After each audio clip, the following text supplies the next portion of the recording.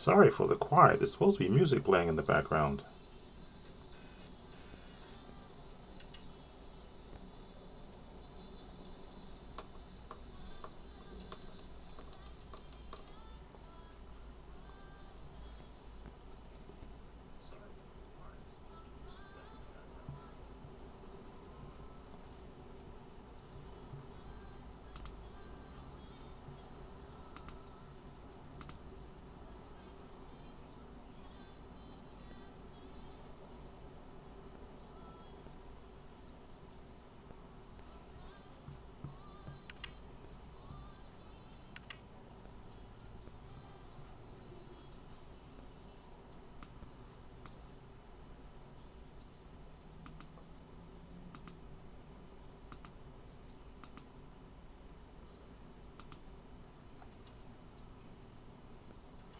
And somewhere there's an open mic, and there shouldn't be. So I've got everything muted off.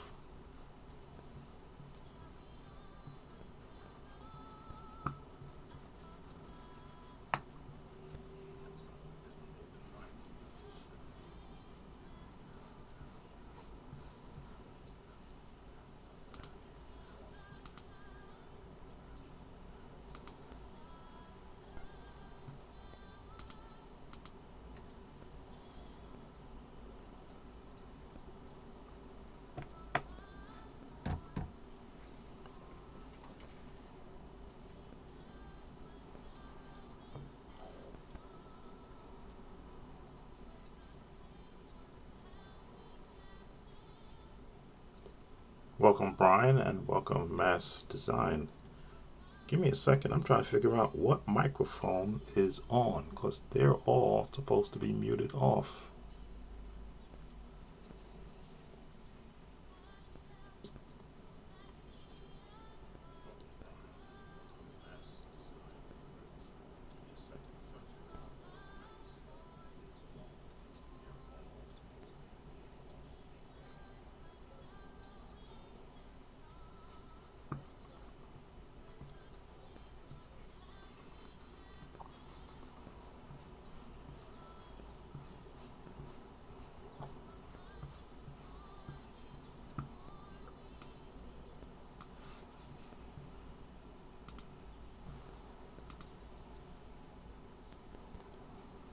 Alrighty, so let's do it like this.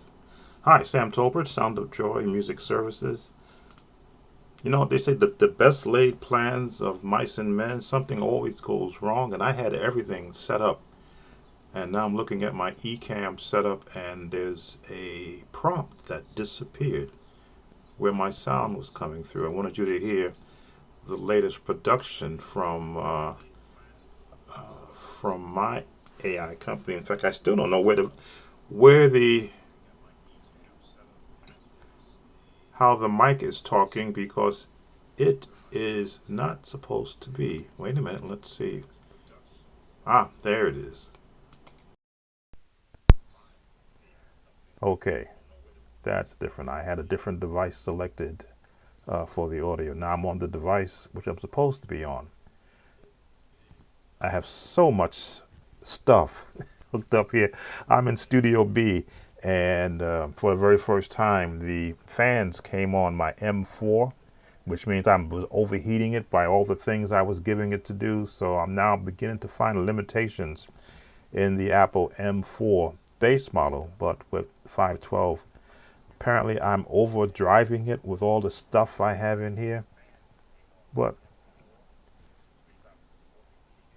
you know, you need to find out what the limitations are. So Sam Tolbert, Sound of Joy Music Services. As you can see, that's the home page. That is where, when you do come to the channel directly, you get to see everything that this channel is all about. And I am number one in, I like to believe, again, my point of view, as I view so many other content creators on YouTube who instruct in the area of gospel music, I like to think I give a full gambit. I'm not just contemporary, I'm not just CCM, I'm not just fusion sound, but I give you everything from spirituals, anthems, hymns, gospel, contemporary gospel, urban gospel, CCM, and whatever it is that you're charged with learning as a church musician. So again, I have to give prompts to what my page is all about. As you see, that's the home page. And as you scroll up, you will see that I have everything broken down into different playlists that you can view, go into, and see the hundreds, literally thousands of videos that have been placed over the past 19 years. The quality got better as the years went on, and my pocketbooks were able to accomplish what I needed to do. Shorts all over the place. The shorts are designed not to teach, but to bring in eyeballs to the main channel. But I try to put a lesson there too, for those that maybe want to pick up a chord here or there to a familiar song or to something new. You can see which are my popular videos, and right now they're the older ones because they got the most eyeballs. And then the live streams are there. Most times I will invite those who have requested songs that I do as part of the live stream to go back to a familiar live stream. One of my lights just went off on me, so that they can find the song that they wanted to learn, and they learn some others.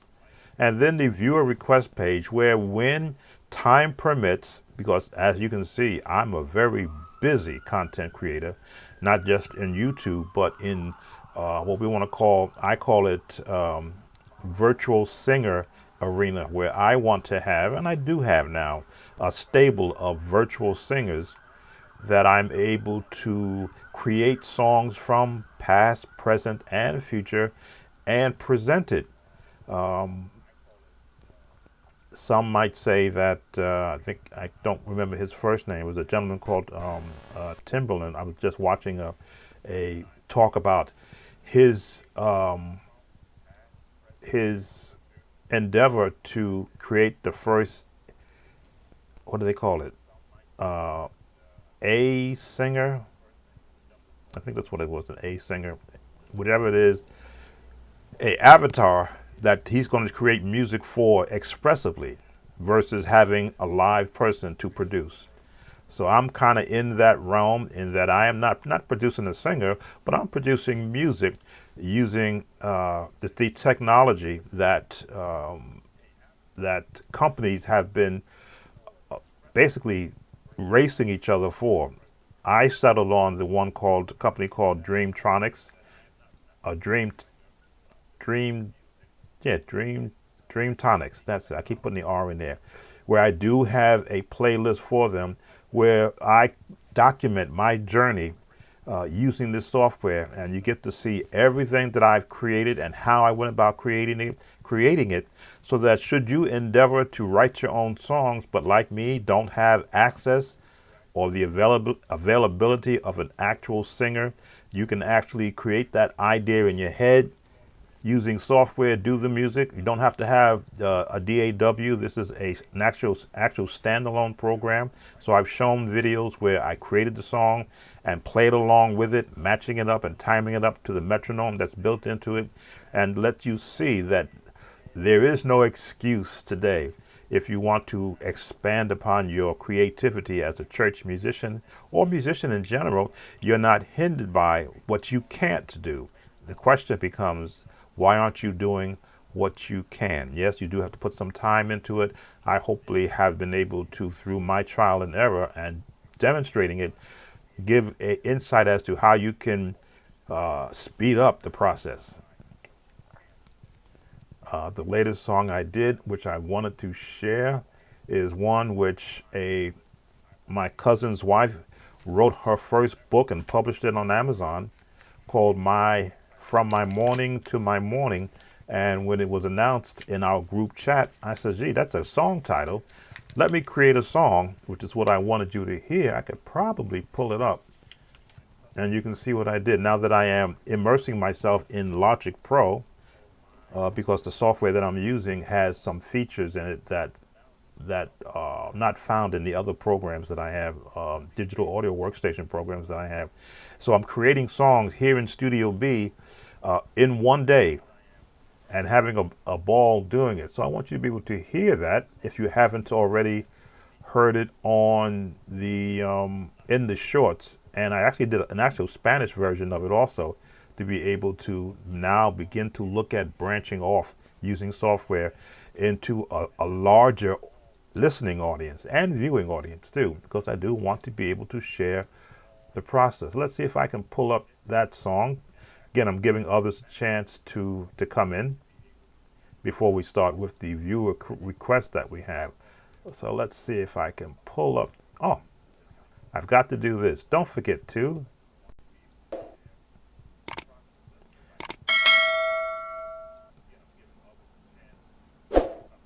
oh, you're not seeing it. Hold on. Let me go back to here. And I'm supposed to make sure that I share this. Okay. Get this train back on the tracks.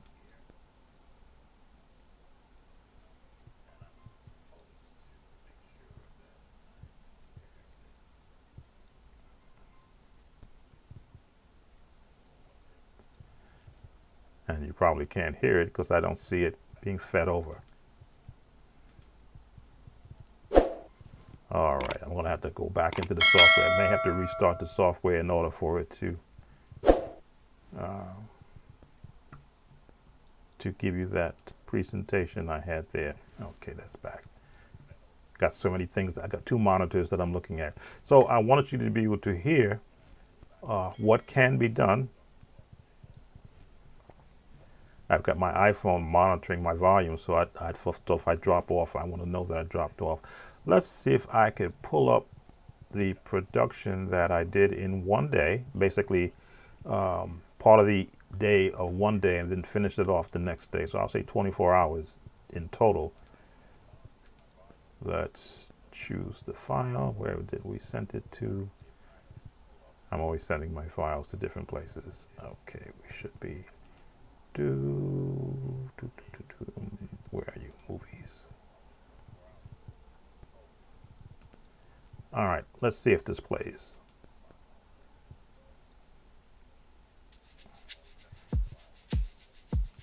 Get this out of the way. I've walked through the shadows, cried through the storms, carried all my sorrow. I'm so tired and worn, but grace kept on whispering, hold on tight. The darkest hour still yields to light. From my morning to morning, you turned my sorrow into song. Where the pain once held me captive, now your joy has made me strong. From my morning to morning, you carried me through what felt like the end was a road into you. From my morning to morning, you turned my sorrow into song. Where the pain once held me captive, now your joy has made me strong. From my morning to morning, you carried me through.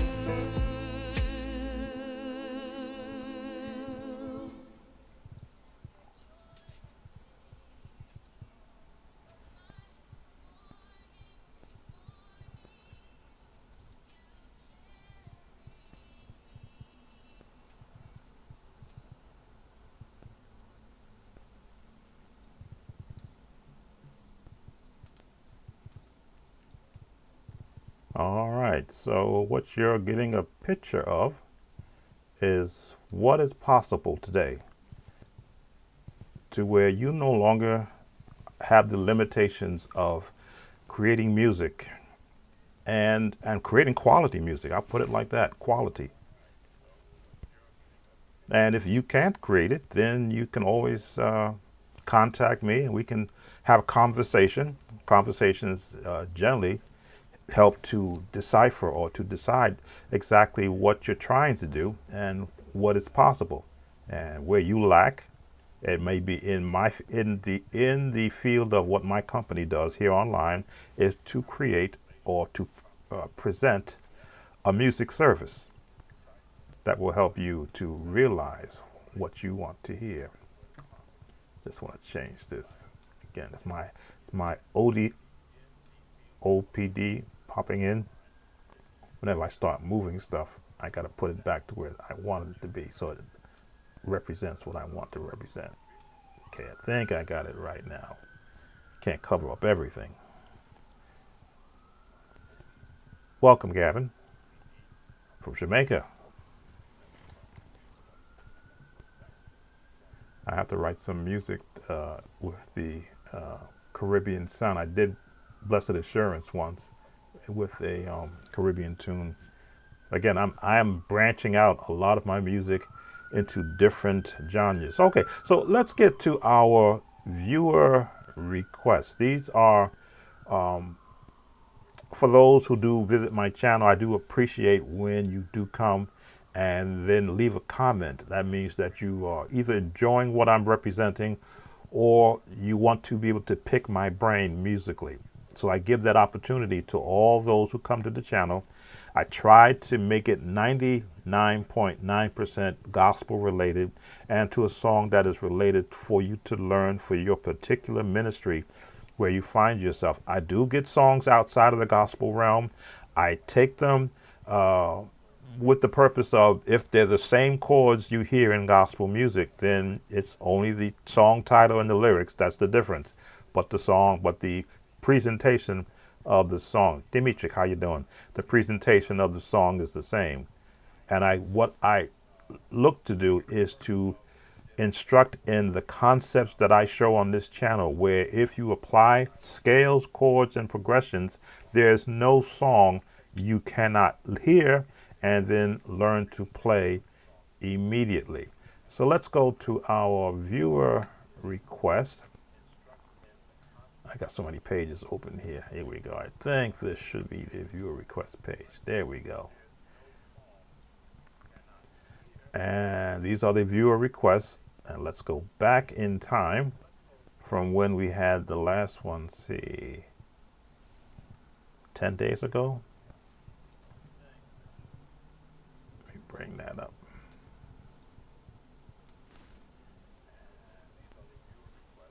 Can you play My Rock by Keaton Gavin? Did I not see that one? My Worship is for Real, 11 days ago. Where did we stop? Generally, I can look at the request and see. Jesus Allows the World, okay. Let's see. Again, these are the requests that are shown by each video. Okay, so somehow I missed those. Can you do the breakdown in C, please? Come Thou Almighty King. Or in C sharp. Oh, somebody want me to break down a song that was played by someone else. 3 weeks ago. Wow. Yeah, as you can see, I've been so busy. But usually when I check it with a check up, that means I've acknowledged that I have seen it. Why didn't I want to break it down in C sharp? Because the player who did this song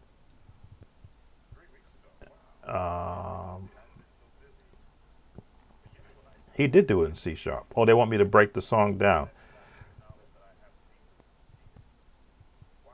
All right. Come Thou Almighty King, help us thy name to sing. We come to praise thy name, Father. Oh, because the song is in F. That's why. Okay. And that was when I had decided that I no longer wanted to be transposing songs well out of the range of the key it's in, because someone has not learned how to play comfortable in the key of the original key of the song. Okay, I didn't leave a comment there, but that was probably why I left it checked. I wouldn't want to take a song that's out of its range just because the musician can only play in one key, and they are fan of the transpose button.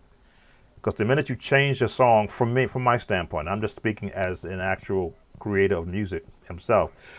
When you change a song from its original key, you're remapping everything about that song. You're just remapping it. Now the chords that would normally fit will sound muddy and out of place. It'll be either too high, or not that you couldn't be played, but then you're asking me to recreate the song in a different key, which is probably why it didn't get done.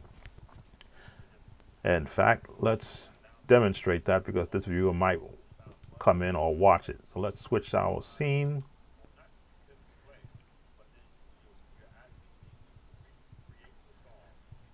So let's see if I can pull this up. Come thou Almighty King. Should be able to. Let's pull this down a little bit so we can see.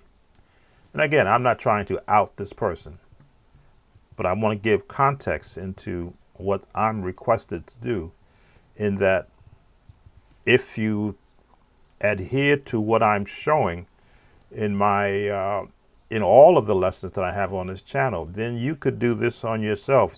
For yourself, you won't need me to remap the song. Or better yet, you'll learn to be able to play the song in that key.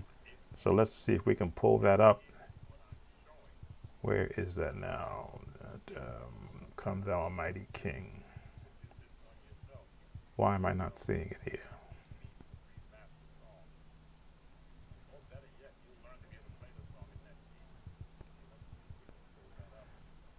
Why can't I see it now? Breakdown. Okay, there it is. Breakdown in C sharp.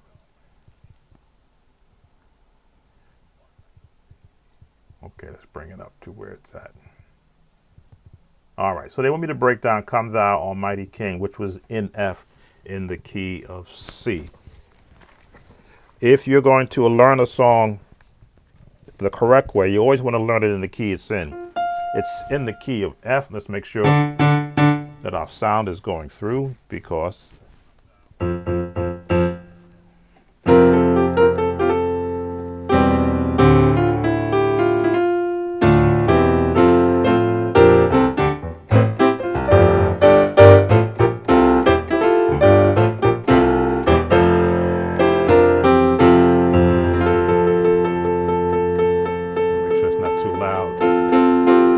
so that's the original key for the song, in the key of F.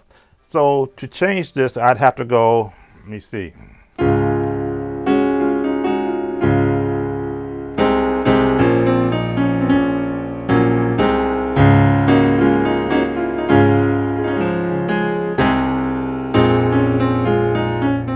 Same scales.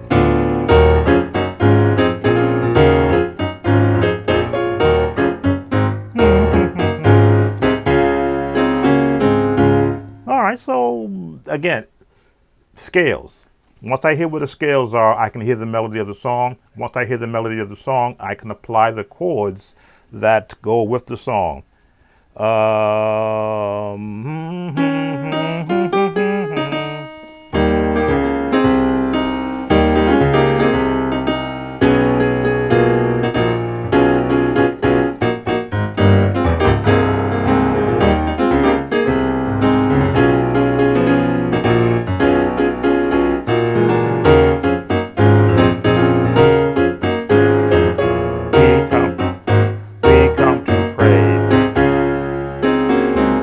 Those are your generic chords.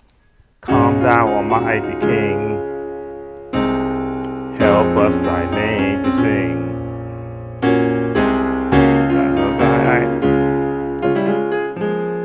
Help us thy name, help us. Since my hands are telling me this is not the way the song is supposed to be played in this key, but again, you gotta force your hands to accept where they are. We come to praise, we come to pray.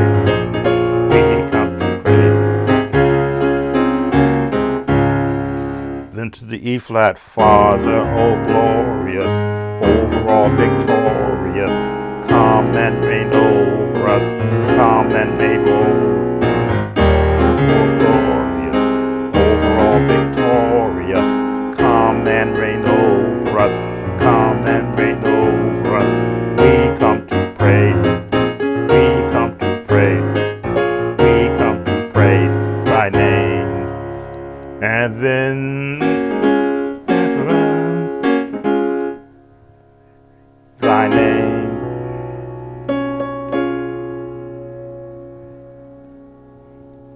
thy name,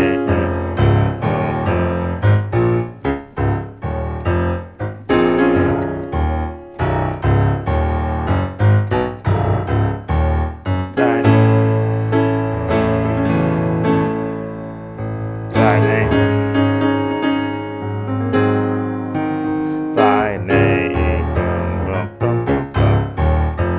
thy name, thy name, thy name, thy name. 6, 2, 3, 4, 5, 2, 3, 4, 5, 6, 2, 3, 4, 5, 7, 1. All right, and that's all I will do with that song. Because personally, I knew the songwriter personally, Reverend Timothy Wright, and I were co-workers in music ministry here in the New York City area. All right, so that covers that song. It's still on my my comments page. In fact, I'll let you see what I'm going to do. I will respond to it. Look at my live stream.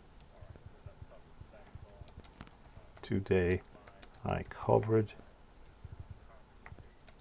this song, and I'll say D flat. Well, we'll give him C sharp as the first song. Grammar. This in D flat as the first song. Look at my live stream today. All right, so they should get that in their feed. And looks like it's not touching. All right. Can I make a request here for future content? Thinking about retiring from keyboard to guitar. Why not play both? Why not play the sound of a keyboard on your, play the sound of a guitar on your keyboard? Let's see if we can pull up. Where's guitar at on here? I know you're here. Where are you?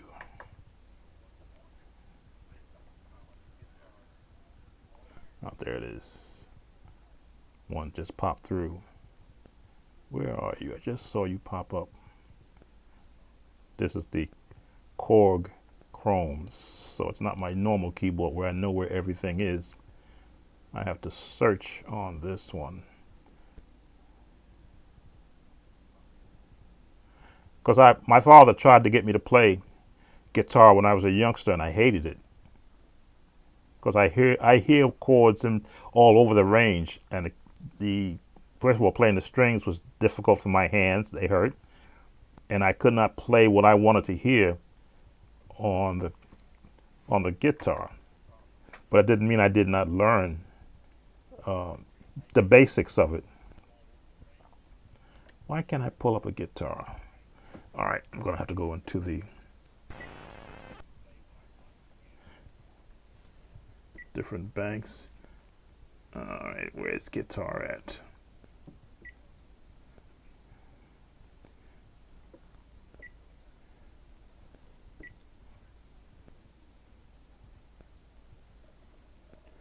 Give me everything, but I have to learn the mapping of this.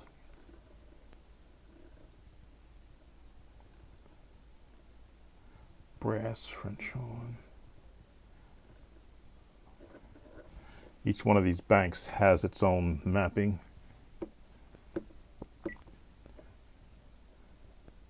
And I'm just doing this because I feel musicians should know have experimented with every sound that's on a keyboard that they've paid for. Why just, there it is, guitar.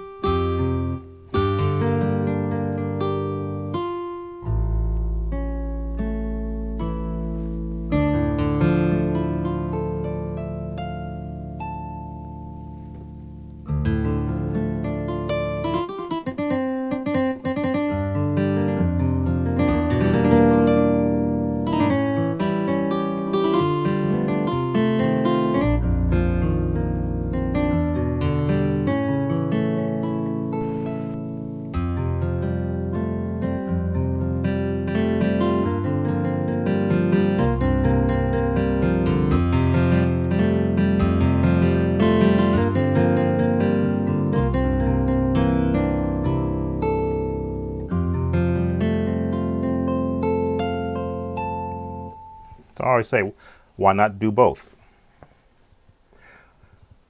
Uh, Gavin, yes, you can make a request.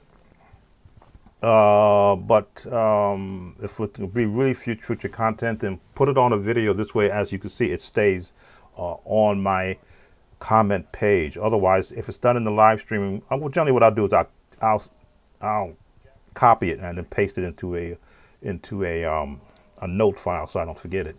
Let's see who else I forgot. All right, so going ahead. Let's see. I thought there was someone else I missed.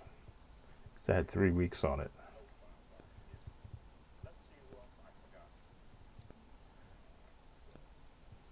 I do appreciate the comments. Can you do My Worship is for Real? I think I remember doing this. My Worship is for Real, because it's one of the things I got a copyright on. So I think I did cover this one. Yes, I do remember now. So that got covered. Can you play My Rock by Keaton Gavin? Did I do that?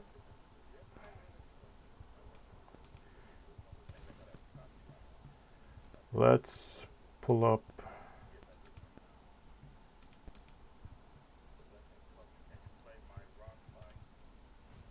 I got to be careful because again, I got the copyright. Okay, I see I did not cover this because I have nothing that says I've been there already. So I've got to be careful of what it sounds like. Now, because there are so many versions of it, let me see. I don't like live. I like recorded versions. I see someone else has already done a piano tutorial. I like the album versions because I find that they are more polished and not live where they can go anywhere with the song. Keaton Gavin. Okay, let's go with this one, even though it's got let's kill the sound.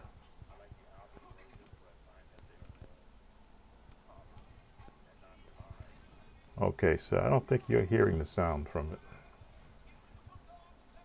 All right, so the sound did not map through on it this time. So I hear it from my other speakers, but you don't.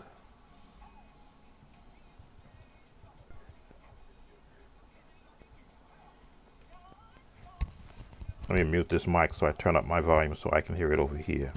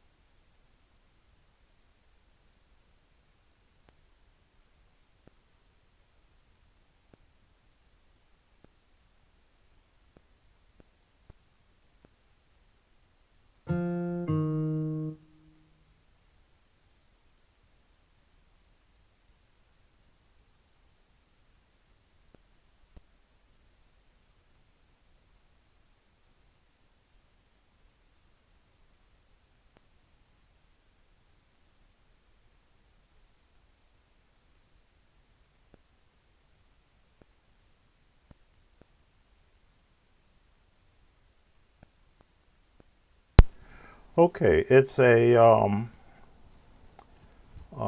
Caribbean version of I Call Jesus My Rock. Wonder why it did not map over to here. So unless you hear some of it so you can hear the process. Give me a chance to look at my settings. Because this was perfect the last week. That's why I got notified by YouTube. Certain things it heard. I thought I was going to get within the 5-second rule. So I changed those settings, but now you don't hear anything that I'm mapping over. Give me a second to... And why is there one prompt missing? Use echo cancellation. No, that's not it. Playthrough. Is that it? Playthrough. Enable playthrough. So you want to play audio from USB audio device through Scarlett. Okay. 1, 2, 3. Nope, that's not what I want.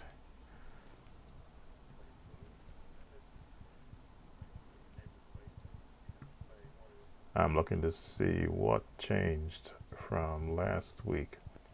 If not, I'll just play. It's in the key of E flat. But I always like to demonstrate the process of hearing a song using the scales to find the chords and the melody. Just looking to see why am I not being able to map it. Audio monitor. Okay, nope, that's not it. Options. That's not it.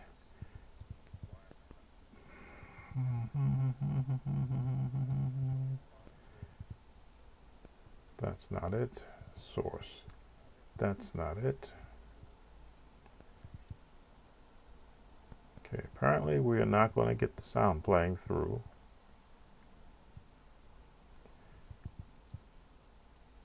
And it was playing through because I was before I came on live. I said, "Gee, I got it working. I don't have to worry about this."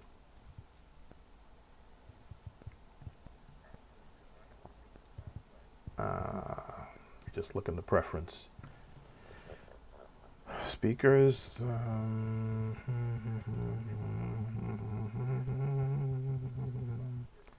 Nope, that doesn't help. An echo cancellation. Nope, that's not it. That's not it. Capture audio when sharing the screen.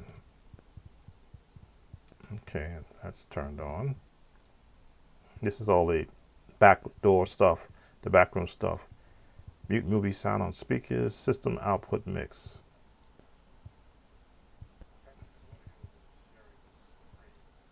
Okay, it doesn't work like that.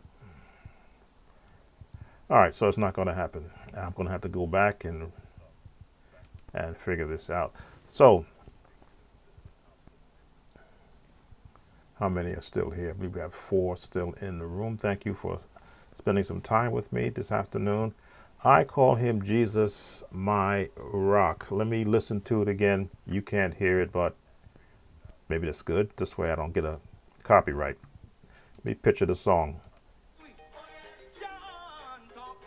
You might hear a little bit of light in the background. Pick me a picture from my microphone.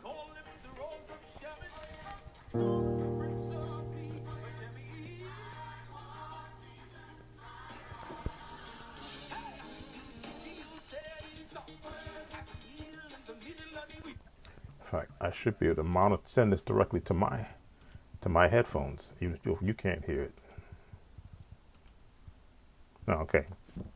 Now it's in my headphones.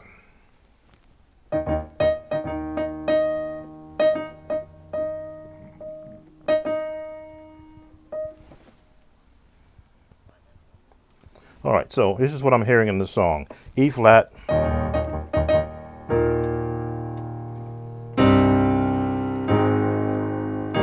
So they are keeping the song basic. For those who don't know the E flat major scale, that helps you to, let me just turn on another light I have here as it gets darker. The scale has, for me, a twofold purpose. Number one, to practice for your hands so they can move across the keys. Recognition for your ears as to where these notes are being found in relationship to the scale. And then when you sit down to learn a song, you will recognize the same notes you were just practicing. This song is in E flat. There's a lot of unison. They're hanging around up here in E flat. Why does this keep moving? I've locked it down.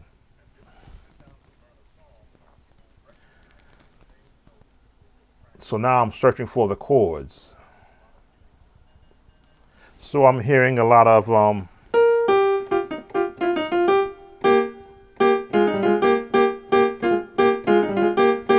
and because it is a Caribbean style song, they're using mallets, and it's not the Glock, but it's like a mallet device.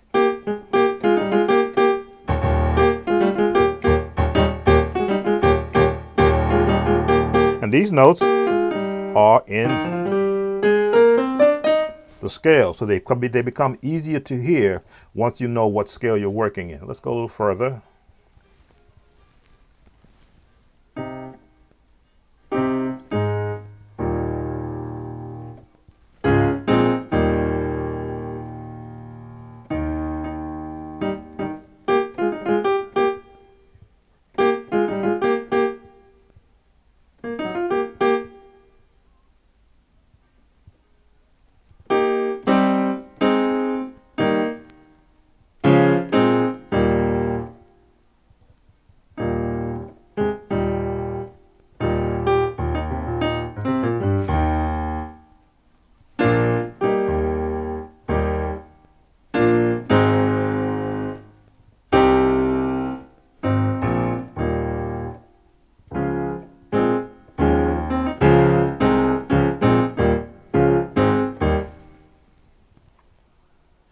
All right, so for the viewer who requested this song, if you practice your scales, if you practice the number system chords, 1, 2, 3, 4, 5, 6, 7, and octave 8, I call it, but some say go back to 1. I call it octave 8 because you're 1 full octave away from where you started.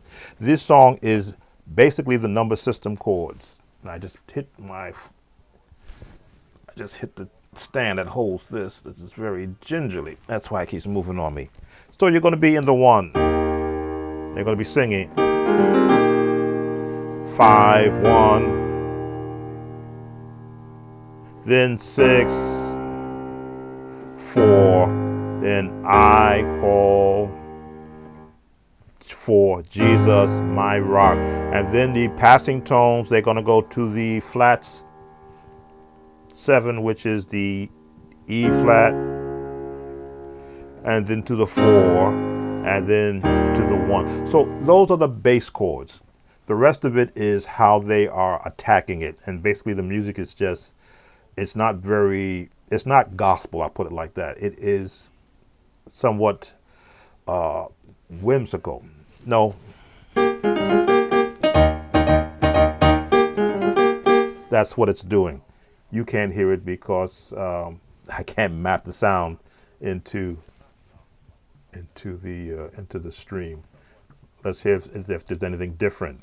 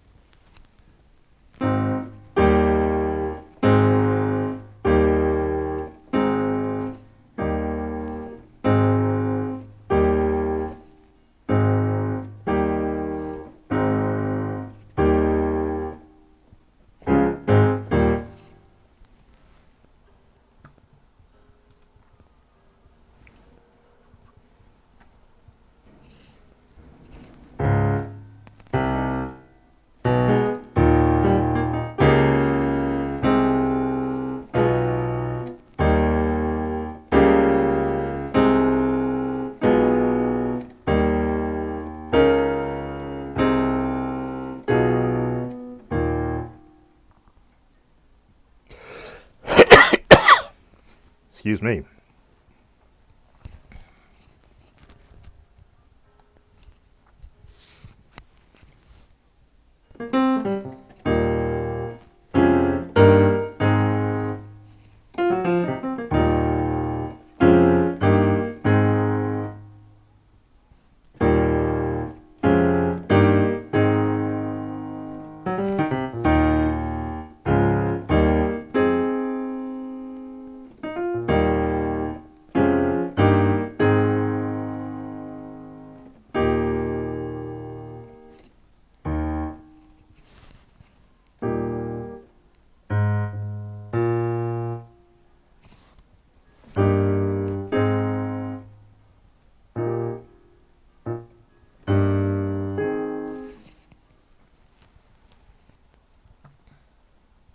All right, so the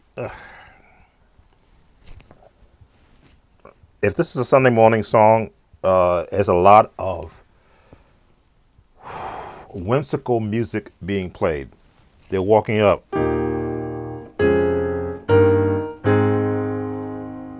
Uh,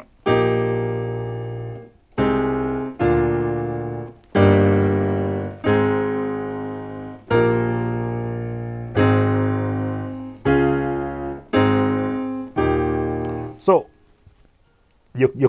for the viewer who requested this song, get comfortable in the E flat scale.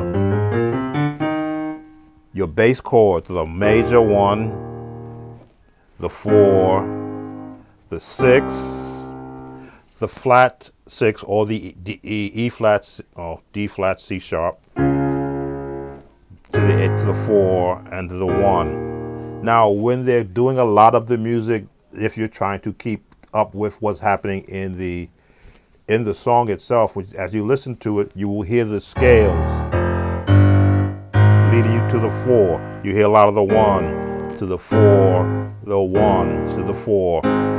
What happens from a musician standpoint, because this song has several musicians playing, because I can hear so much music playing against each other, you have to pick and choose who you want to listen to on the type of song like this.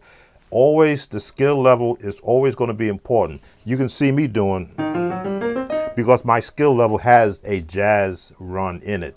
So when I hear them doing their run, it's like, oh, this one will fit too.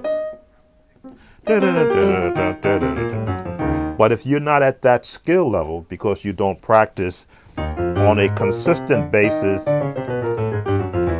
the major scale, the actual, the chromatic scale, the pentatonic scale, which is the 1, 2, 3. But if you don't practice that, then you will never hear it in the song, and you'll be wondering, well, how are they getting to those notes? Those notes are not far away. They are all within this range. You just know how to get, you have to learn how to train your hands to go to those notes at the speed of the song. So that's all I'm going to cover on this one, because it does get involved. As I say, I like to deal with songs that you're going to be using in your church service. This probably may be a praise type song. What is this, elevation music? Okay.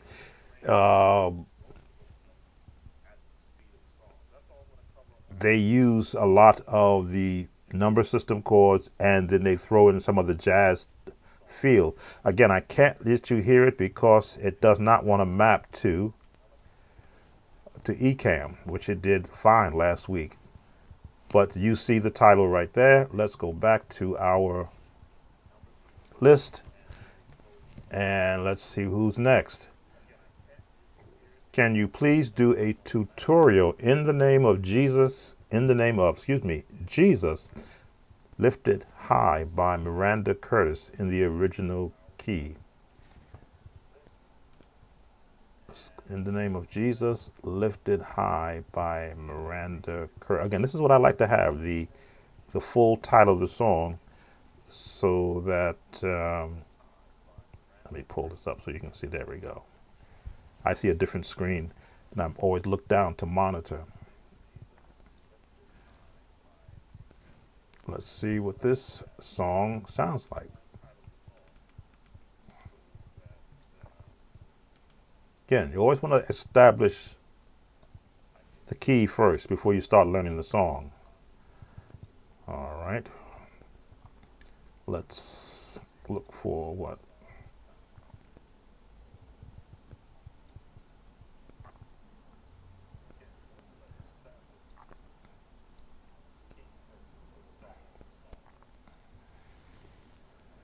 I want to make sure I get the one by Miranda Curtis. That's this one here.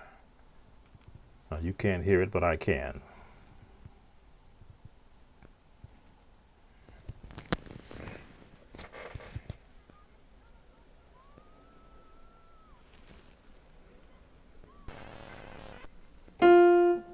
E? Okay.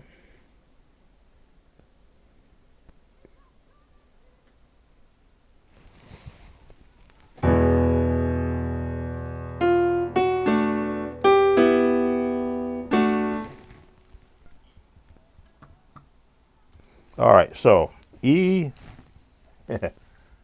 E major. That's why they said the original key.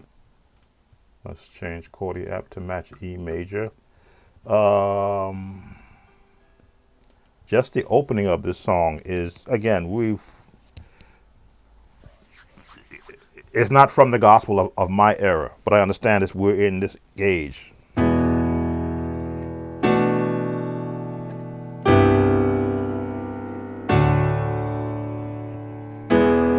Now, did they do a major there? Did they do a minor? That's what I have to listen for.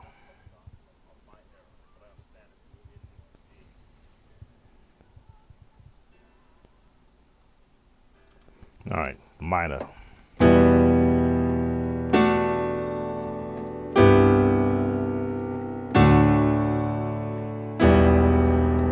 This is where scales, as I often say, if you learn the scales in the format in which I instruct, major first, harmonic minor second, minor third, and then add on the, depending upon the genre of music you're playing, the jazz scales. This one is in the harmonic minor.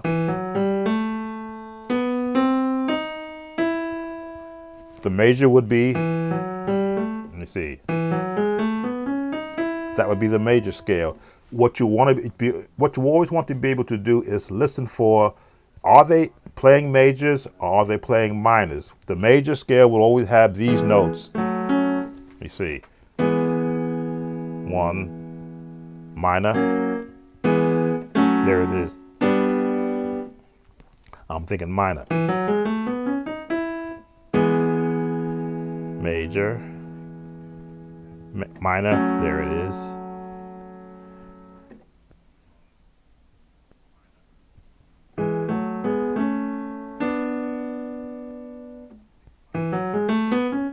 Even I'm forgetting of course, I'm looking at these songs, will throw me off. There it is.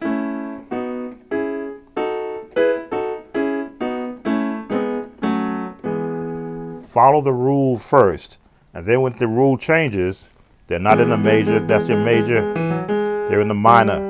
Then you'll be able to tell, okay, that's the chord I'm hearing, these are the inversions for that chord. So I hear them doing this, then I hear them doing this.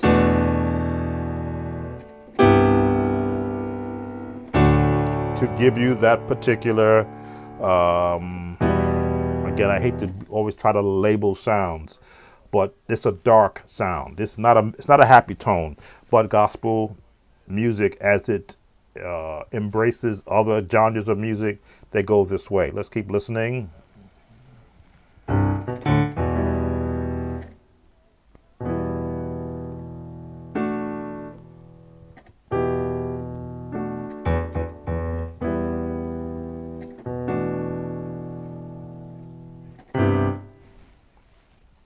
Okay, melody.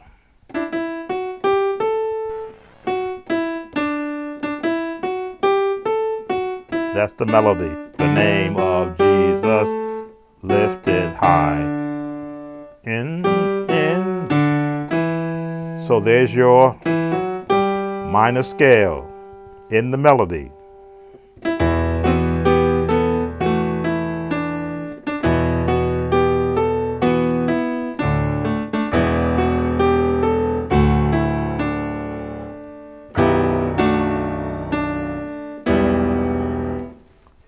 which is why I preach. You might say, I'm like Noah preaching scales for 100 years or 400 years. I've been preaching scales for the 19 years I've been on YouTube.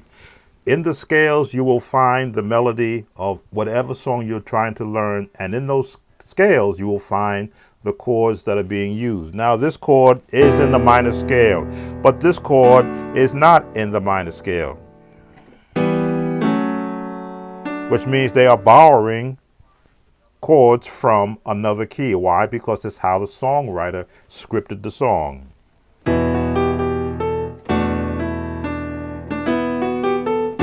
But if you look at the scale, how many notes can you find from the scale in this chord? Major. You can only find this chord.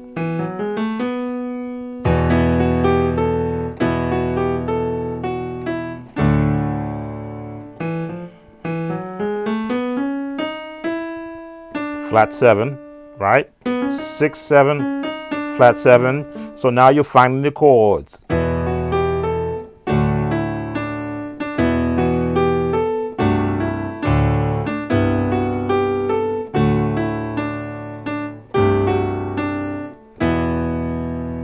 When you can shorten it down to the easiest chords to find, especially when you're learning a song like this, then you can add on the adjacent chords.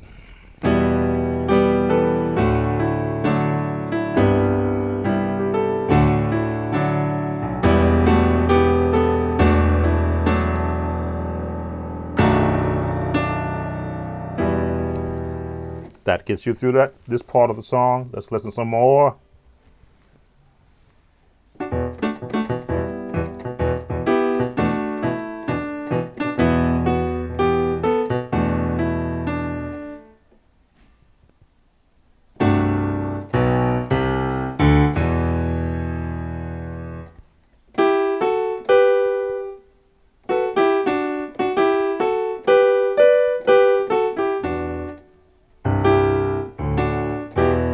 Okay.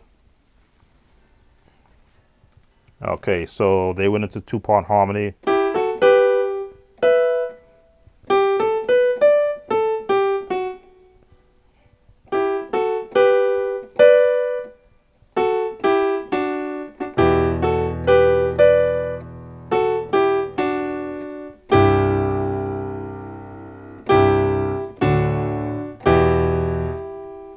Name of Jesus,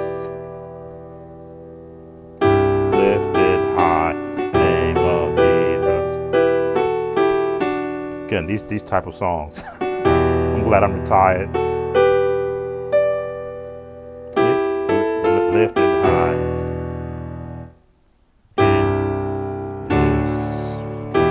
Wow. Yes, I am retired from learning church music of this genre.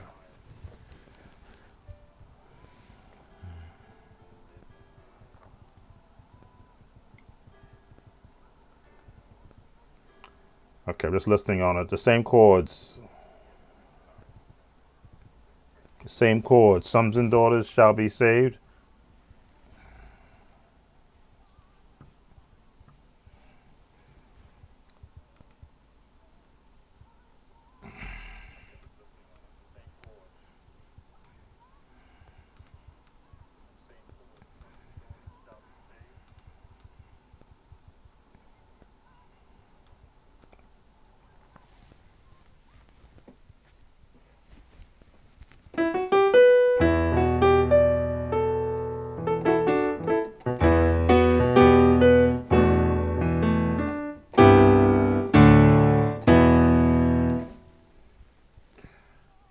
All right, so there's not much from a chord standpoint that I can add because they're just repeating the same chords, just changing the lyrics. Let's see what else I can hear.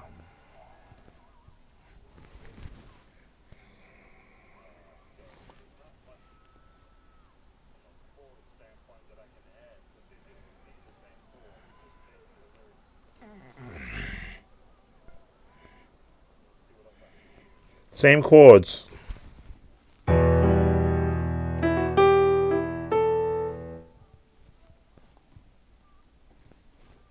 So they're holding on chord.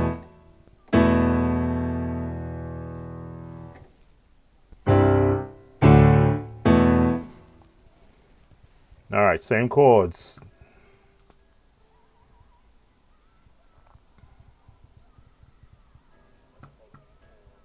All right, so this is when I would want to talk to the viewer who requested this song and wanting to know what issues were they having in learning this song. There are primarily three chords.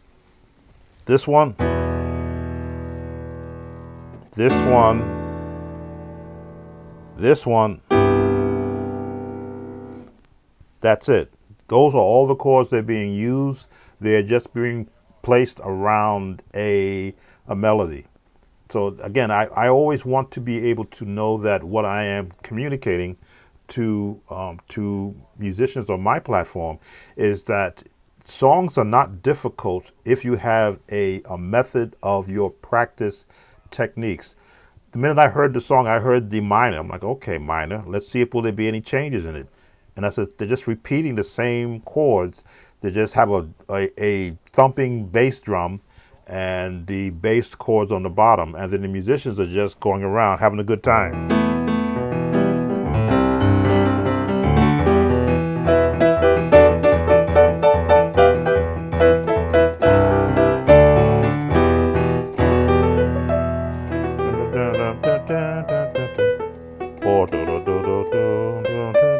Could be that one. Yeah, maybe this one, the minor scale, because they do use that note. Again, I'm not one to bash songwriters, because I write songs too. Because again, my songs don't get millions of views. My songs get, I'm lucky to get 100 or even 1,000 views in some of the songs that I've done lately. So it's just that this era of music has been what's the word I want to use? This type of music leaves the musician with not much of a learning curve. Anybody can play three chords, and if you're having an issue with just these three chords, then there's something lacking in preparation. I've always prepared before I started to learn a song by playing scales, playing all the chords I learned in my era. So once a song has been presented to me back in my day, I go, okay, it sounds like this song, it sounds like that song, it sounds like this song. Oh, but this one is different. Okay, what do I need to learn now that I've got something different to learn? And then I would add those chords, that melody line into my brain that says, okay, let's hear what other new songs come out that use this same template. Hawkins played different than Andre Crouch. Andre Crouch played different than Kirk Franklin. Kirk Franklin played different than Thomas Whitfield. Thomas Whitfield's music was a lot different than John P. Key. John P. Key and Hezekiah Walker music kind of mirrored each other, except one had a more southern style, one had a more urban style, but you could sort of match up their chords. So each era that I was playing in, I matched up. Okay, was borrowed from the past and been repurposed chord-wise in the future. Maybe a little faster, a little slower, a little more deliberate, but the same chords. A minor chord is a minor chord, a seventh chord is a seventh chord, a diminished chord is a diminished chord. It's just a matter of how it's being used. All right, enough of my preaching about this type of song. So this will cover the viewer who requested the name of just Jesus Lifted High. Three basic chords. Just follow the pattern. They're just patterned. All righty, let's go to the next. Can you do He Been Right There by My Side? YLC TV. Okay, you got me there, what that means. So let's just look up He Been Right There by My Side.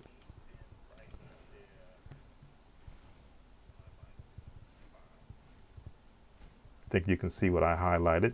This is from 8 days ago. As I say, I have been very busy in creating music for my AI singers. I call them now virtual singers. I'm trying to get away from AI because people don't like that term. They think I'm I've been taken over by some computer. No, I like the fact that I can now have voices that I can create music around.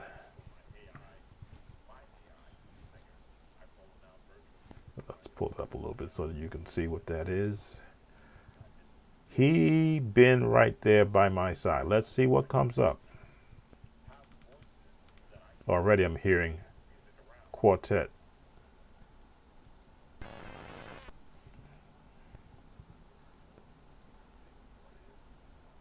Okay. Now you see what I see. I did the search for that particular request and I'm not seeing he been right by my side.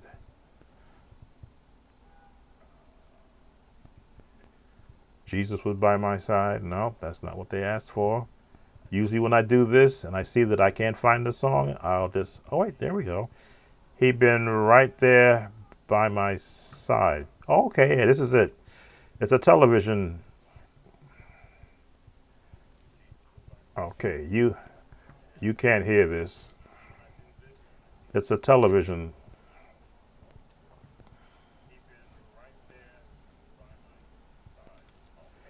It's a television. And they did say YLC TV. So let's see. We get to the song.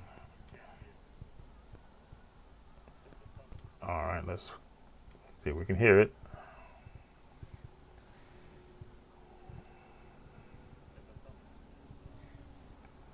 Okay, this sounds like church. All right. F, E flat. Oh, D flat. All right, so this is, you can't hear it.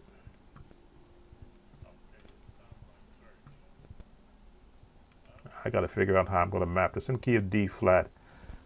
Let me see if there's another way I can get you to hear what I'm listening to. Welcome from Austria, 28.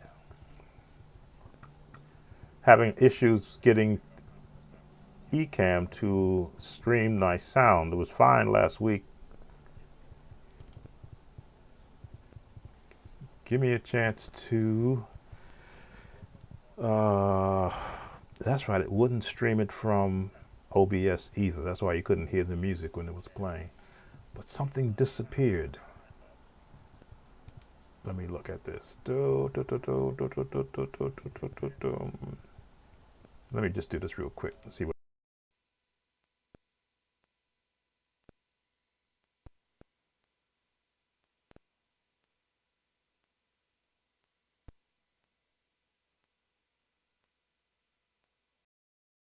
All right, that doesn't work either.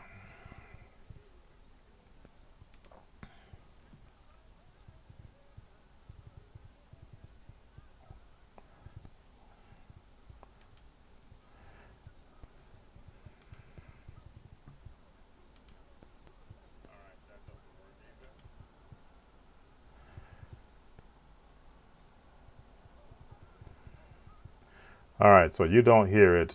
I'm trying to look for another way to map that sound.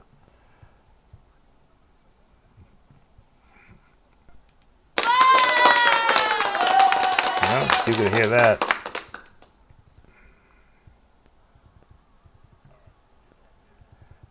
You can hear that. So let's.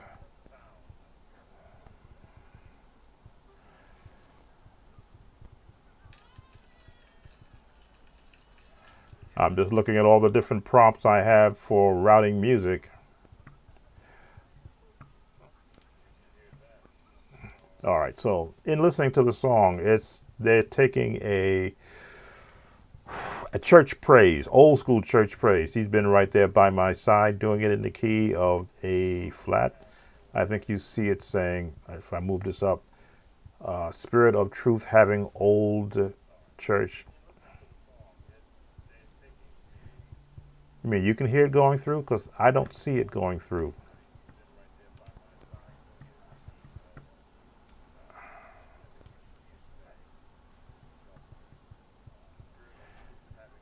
You might be hearing it through my headphones.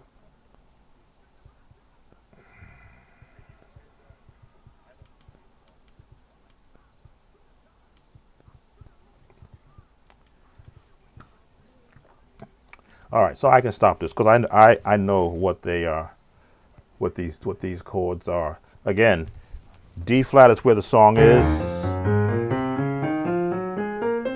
and they're in church mode, which means no real beat, no 8 or 9 chords, no real number system outside of the 1. He's been right there. It's on the 5.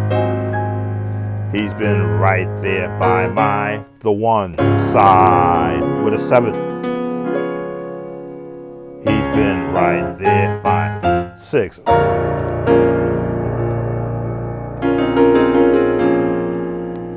2. Right. 5. If I don't stop kicking this pedal or kicking this stand with my foot, I gotta reposition it so I don't hit it. How do they end it?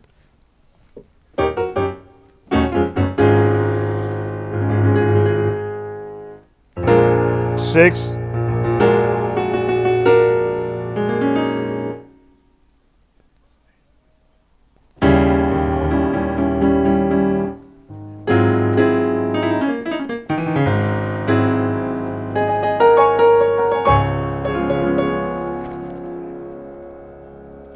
Okay, so that's the opening song. He's been there. He's been right there on my side.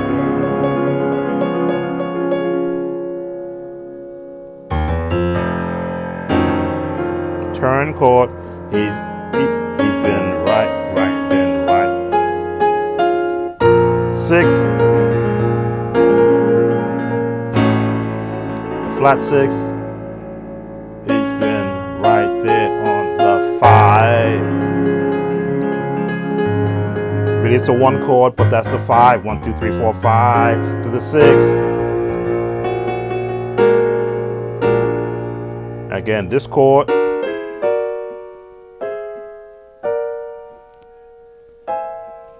Part of the whole tone scale. The 2. The gospel 2, 5,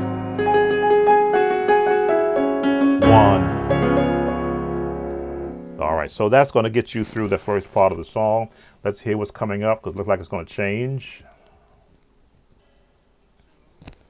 Okay, here we go. Up tempo.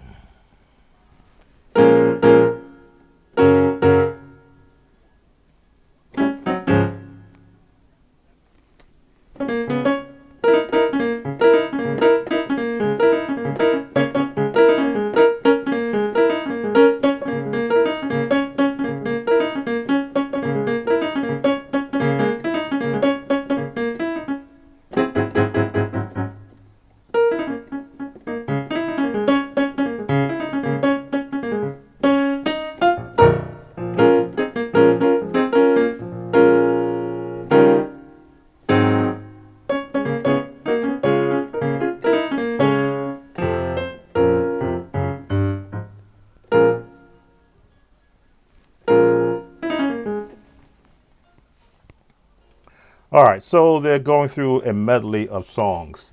Down Through the Years is after He's Been There Right by My Side. Again, this is always going to be dependent upon the skill level of the requester to keep up with an up-tempoed Pentecostal style song. So as you can see, it's nothing for me to do the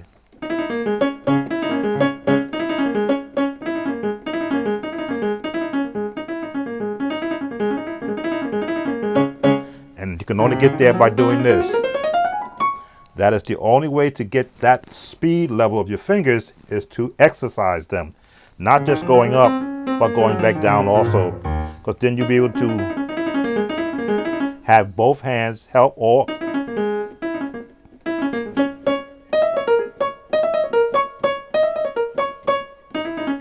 there it is. Yeah. I like using both hands. And we're doing Down Through the Years, the Lord good to me. Down through the years, the Lord's been good to me. Now it's up tempo. It's up to, it's not slow. This is why I said I wish I could have you to hear it, to hear how fast they are doing this song. let me do what? No, I don't want to end Ecamm and try to restart it because I'll lose the whole stream. Let me see if I can remap my sounds just so I can let you see what here, and I just come out of it so that you can hear me. Let me remap. Let's send it to audio bridge, right? Input. Input is going to come from, can we do input from here? Okay, let's get the input from here. I'm just remapping how my Mac is receiving sounds. Let's see if that sent it through so you can hear where we are. 1, 2, 3, I'm still there. Let's see if this comes through. Okay, it's not coming through there, so let's remap this to here.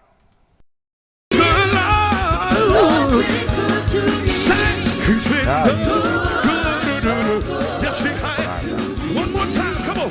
Clap your hands and sing it, sing down. Down through the years. Oh, good to me. Oh, down. And let me put a stop to it. Yes, now you're hearing it, but I'm not because I remapped the sound to a different path electronically.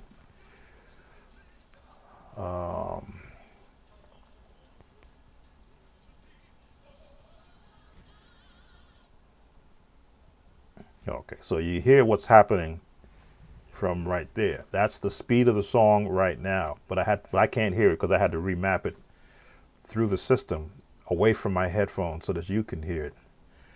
So that I know that I can do that. Let me see if I can what?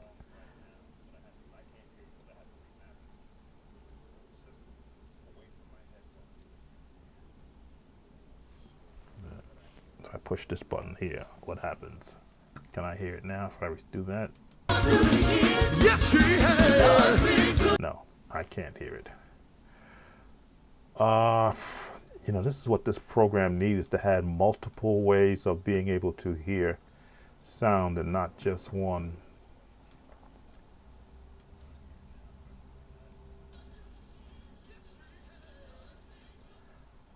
Okay, so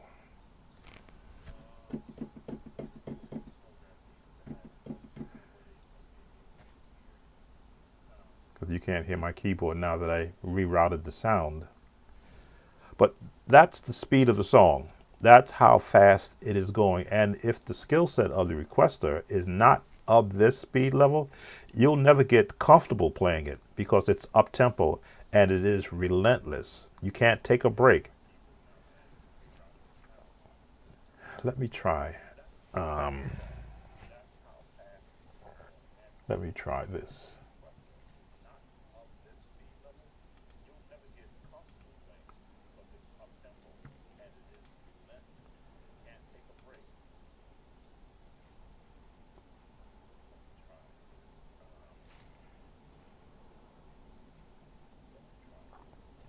Going into Ecamm preferences, you can see if I can remap where it's sending. Okay, it's sending it there.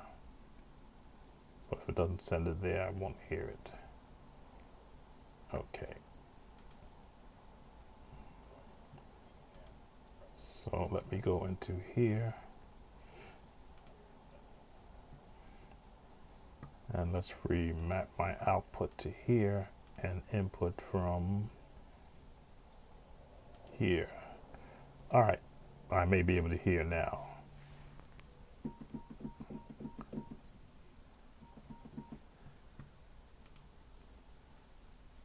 Let's go back. Okay, it's my keyboard. Let's see if I was able to route it.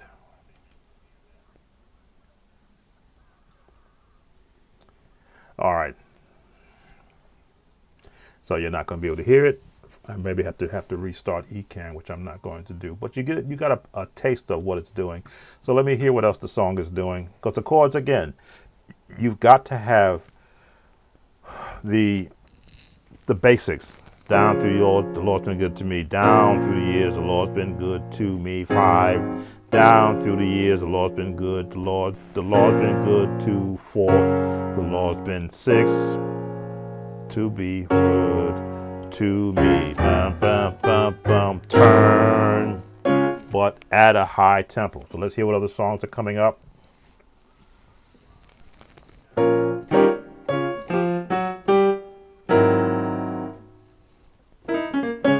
Now they're clap their hands.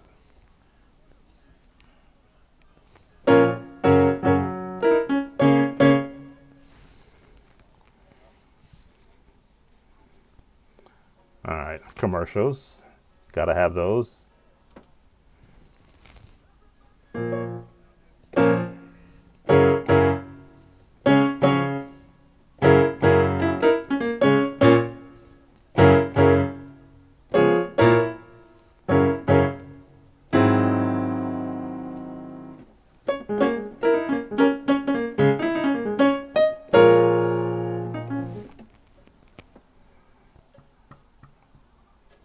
All right, so this it's a medley of songs. What they are, hanging in the 6, and then the 4 with this minor,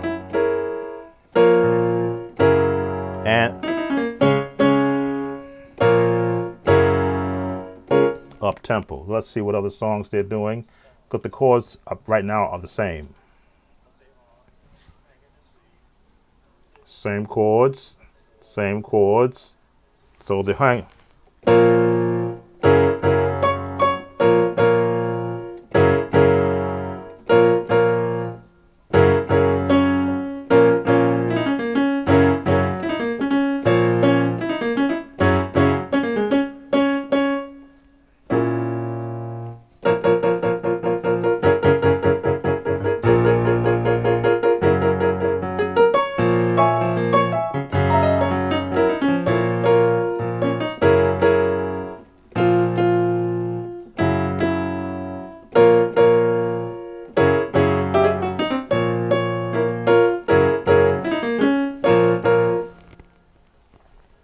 All right, so they're singing right there, repeating it.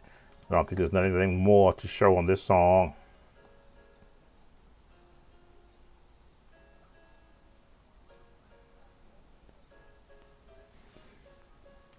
Okay, so they're doing.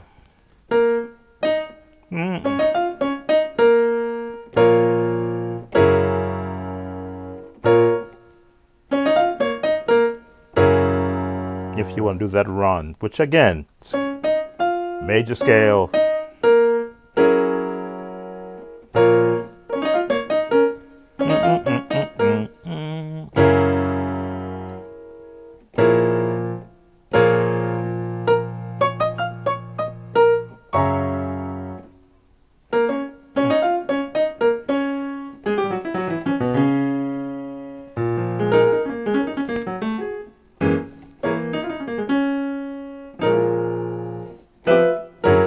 All right, so for the viewer who requested this song, minor, major chords, the gospel turnaround 2, 5, 1, and then the turn on the 5, or the, again from the whole tone scale.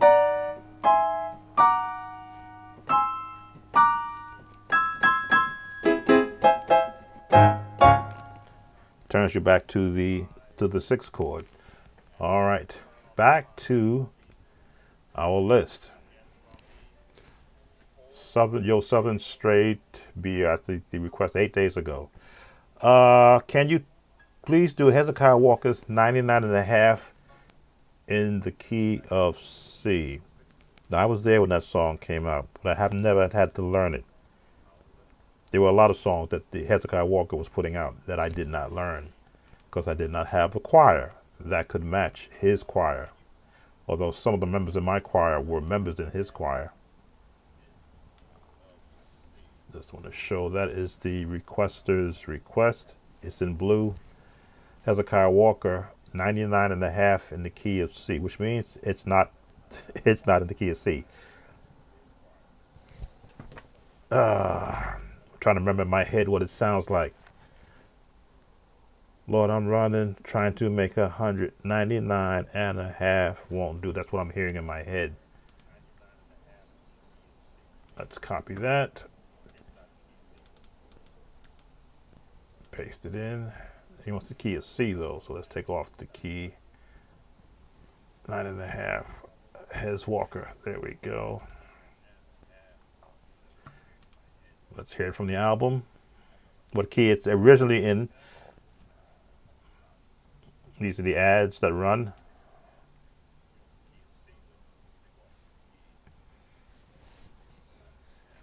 I hear MK sound, piano.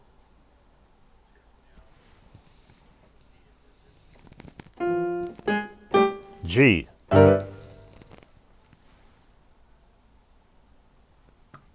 Starts off traditional.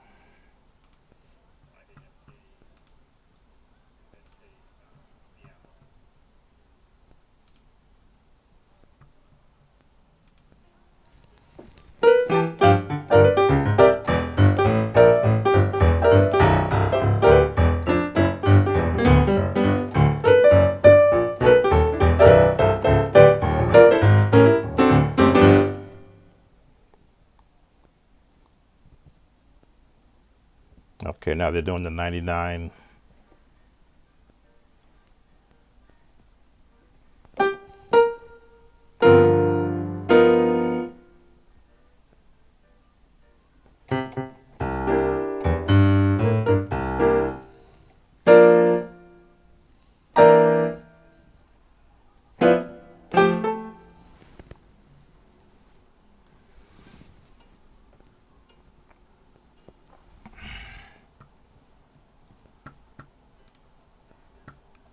All right, so I had to get through the opening of the song where he does the traditional Lord, I'm running 199 and Lord, I'm running.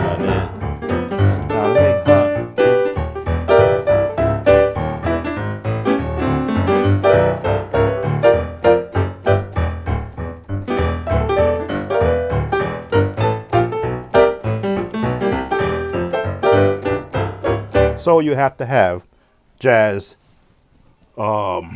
flavoring in your playing. If you don't have a bass player, then you're going to do a bounce. Lord, I'm running.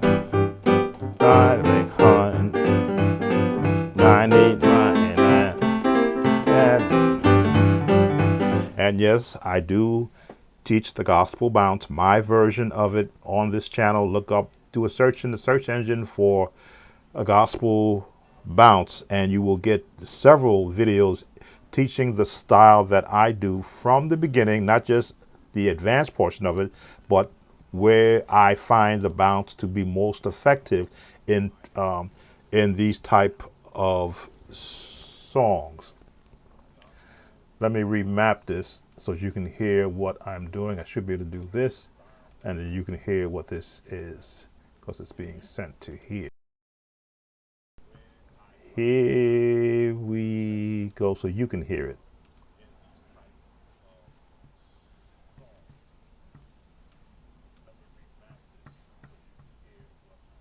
No, you're not hearing it because I have to remap it from my headset. Output, let's send the output to here and keep that up so I can change it real quick. Okay, I'm gone. Trying to make 199.5 won't do. Lord, I'm running. Trying to make 199.5 won't do.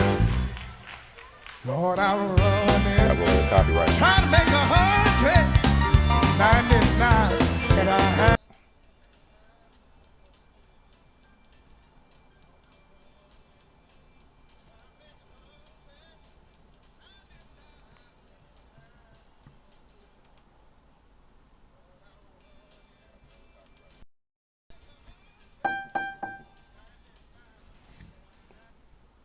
All right, so I had to cut it right there so that I don't get too big a notification from YouTube. So that's what the opening of this song is.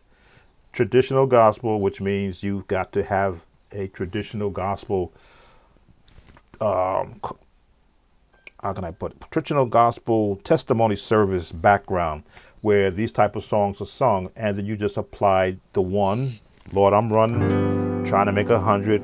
There's that seventh, that bluesy sound.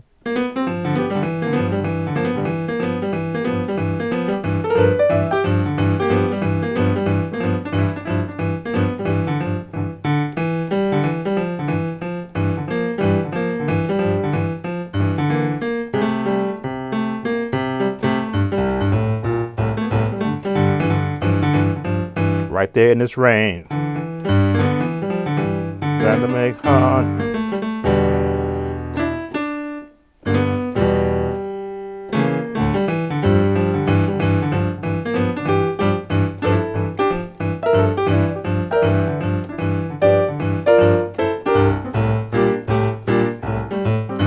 It's a blues feel. Blues, jazz, used for congregational singing.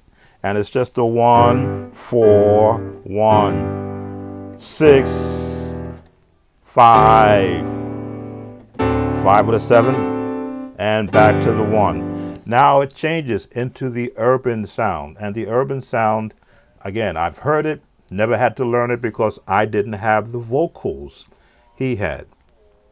So now I'm going to have to listen to it. Oh no, you can't copyright the music. Copyright is someone else's production, and you're airing it on your channel, which means you're getting views off of somebody else's music. You should pay for that. Even in churches, at least here in the United States, 28, if you copy songs out of a hymnal, you're supposed to be paying for the fact that even though you paid for that hymnal, you copied songs out of that hymnal. You should be paying the publishing company for making copies of a song that was printed in the hymnal. This stops people from buying one book and making 1,000 copies, because now you are stealing, in a sense, someone else's work. So the same thing goes here on YouTube, and the AI has been tuned that if it hears 3 or 4 notes from a song that is on its station, it'll flag the channel. So I expect to get flagged on this one. Generally what I do, as long as they're not canceling me, and I'm able to teach something from it, this one I'll probably go in and I'll say, mute what you hear so that I'm not flagged too badly. Again, I had a copyright strike once, an actual copyright strike, and the law firm that copyright struck me from 2008 video of a song I played wanted my channel shut down from a song I played on the piano back in 2008, which is why I was saying, wait a minute, why are you coming after me now? Back in 2008, it was fine. But, they sold the copyright to a publishing company that had lawyers, and they went through YouTube and found me. But I wasn't the only one. I won't say the name of the song, but it was a praise song every church was singing. So I did a video to show, here's how you can play it in your church. This was before I had before I had Chordy app, or even typed the text in there. I just played it well enough so that when the algorithm changed to search for this song melody, they came right after me. The actual lawyers contacted me. Not only did I hear from YouTube, I heard from the lawyers who owned the song, who had purchased the song and they owned it. So I said, you know what? I have to be 100% careful, because I don't want my channel shut down because I'm playing a song well enough to teach somebody, but and well enough that it infringes on a legal copyright that a law firm has access to. This is just the way the world is right now. There are a lot of YouTubers, as I monitor YouTube, all the streams, not just music, but they're having their channels targeted and flagged because they are using content from another content creator. That's why I sometimes will throw in there the words fair use, educational purposes, but the AI don't hear that. AI hears the actual music, especially if it's on their platform. I even aired a song from Instagram, and I still got flagged. I said, gee, I can't even do it from Instagram and air it. Well, it depends upon the song. I did an AI version of the song of the Lord's Prayer, and I got copyrighted on the Lord's Prayer. No, Our Father who art in heaven. I did an AI version of that, and I got flagged. I said, oh, I didn't realize the Lord's Prayer was copyrighted. This is the world we live in, and if you want to participate in it, you got to know the rules. All right, so let me hear what they're doing now. It goes into another realm music wise. Let me listen to it. You can't hear it. Actually, I can't hear it either. I got to remap it over to my headphones. Here we go. Lord, I'm running, trying to make 100.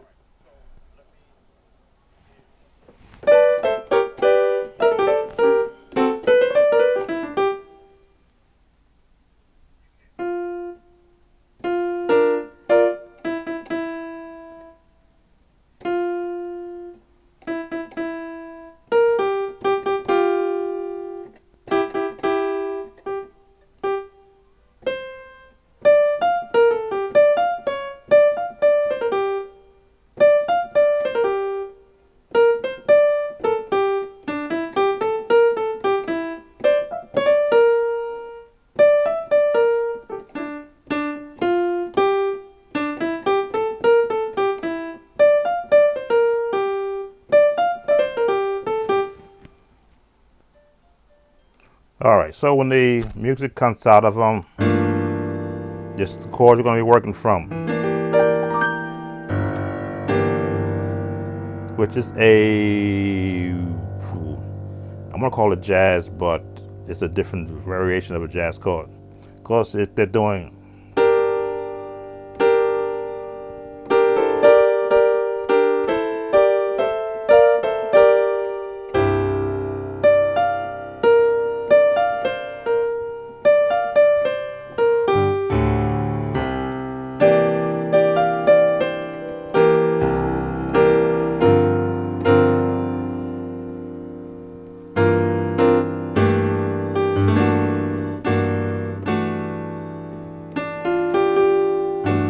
That might be a better repetition of the chord.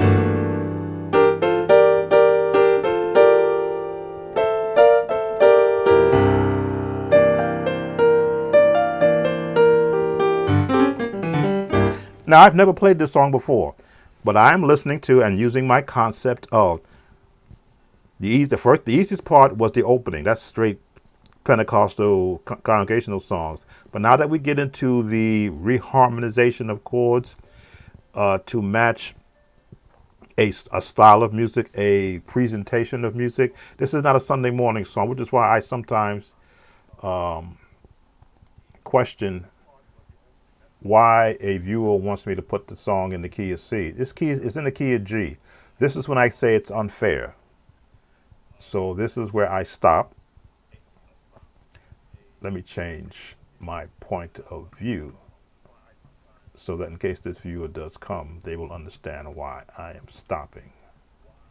Let's change. And give me a chance to have a little conversation too. All right. So this song in the key of G is going to take me time to have to learn. If I've got to go back to here, if I've got to take the time to learn the song in the key of G and then transpose it into the key of C, I should be compensated for the time I'm going to lose doing that. As you can hear, the basics of it in key of G, oh, that's simple. That's church songs. But the minute you say, well, can you put it in the key of C? I have to listen to the song and go, okay, look at all these chords that they're doing. Look at where the choir voicing is going. It is non-traditional chords. It is what it's going to take me time to break this down. In which case, time is finance. So this song will not be done live, and I'll type to the requester. What you want is a production for me to take the time to learn the song and to repurpose the song chords into the key of C, which I'm feeling is a more comfortable key for this person to play in. If I'm wrong, please correct me if you're listening or you see this video and you just want to transpose it up using the transpose feature, which would be what? From C, 1, 2, 3, 4, 5, 6, 7 semitones up so that you can sound like you're playing it in G. That is not fair to me. And it's not a song that I could see you doing as an altar call song or before the preacher. So this is one of those songs where you have to either book a session with me so that I can measure out where your skill set is for me to be able to devote the time it would take to learn the song. Even though it's from my era, I didn't learn every song that was I learned the ones that was requested of me. Even then, to now have to transpose a song in G into the key of C and match what it sounds like and then create a lesson, that is what I will not do.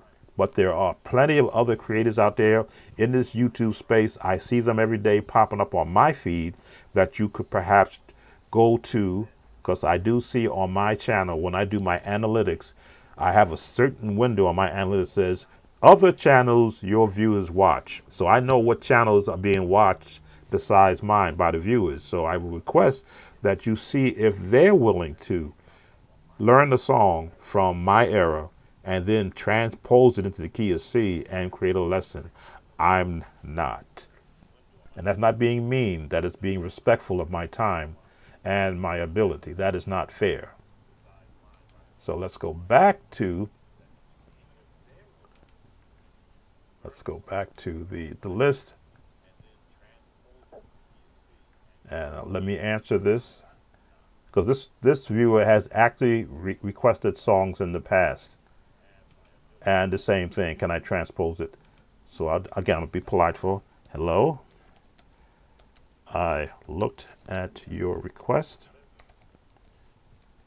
and due to the time needed to learn and transpose into, I want to be correct, into a lesson in C, that would incur too much of my time without compensation. That's a better word to use. I'm sure they should know what compensation means. Compensation. I'm very big on spelling right. Sation. Compensation. There we go.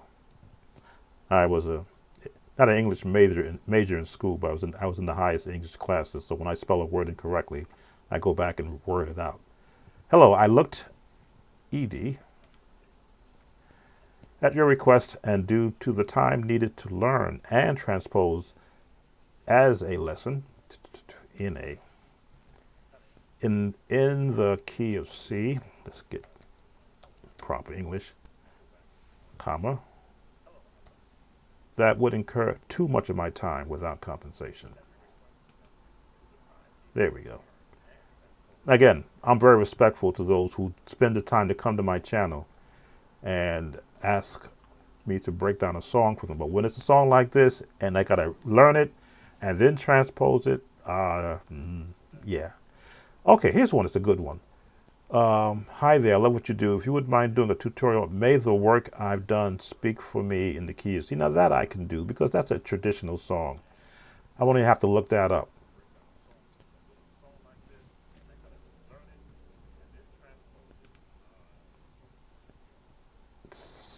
So let's go back to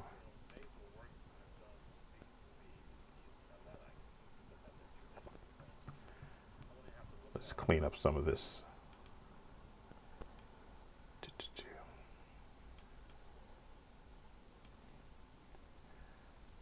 So that is the song. May the work I've done. That's traditional. How can I label this song correctly? It's a you only hear it at funerals, basically.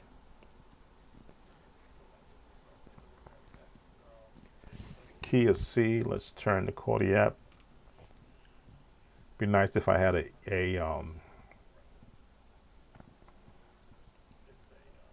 AI soloist. Can I create an AI soloist? I'm already pushing the system. See, is it overheating yet? It's a little warm, but the fan hasn't kicked on. I can do the melody though. So may the work I've done speak for me. What you're looking for is jazz and hymn merged together, which is the Tommy Dorsey sound. Key of C.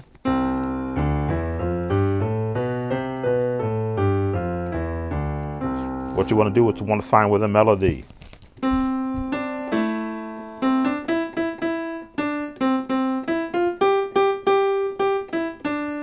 When I've done and I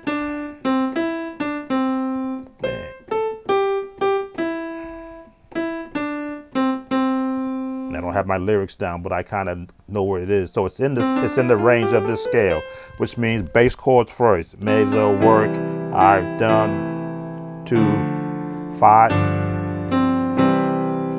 4, 1, 5, 1, 6, 2,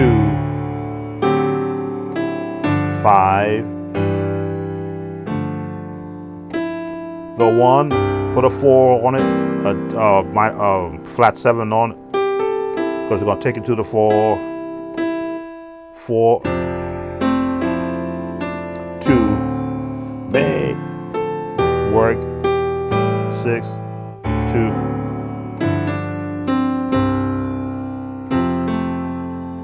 So you know the number system: 1, 2, 3, 4, 5, 6, 7, and the 1. Or the octave 8 that I call it. So now I've laid the template. I've got my scale. In the scale I found my melody, basically, and then I applied the bass line chord to the number system, the 1, 4, 5, 6, 2, to be able to now give the melody a place to rest. Now you extend and you throw a bottom on that.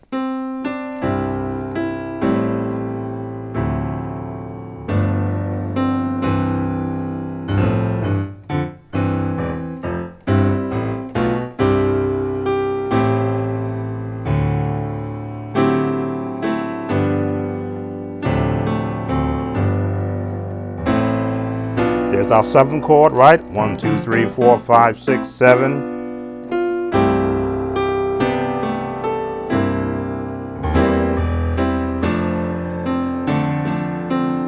Put that diminished on the top, which the jazz sound may work.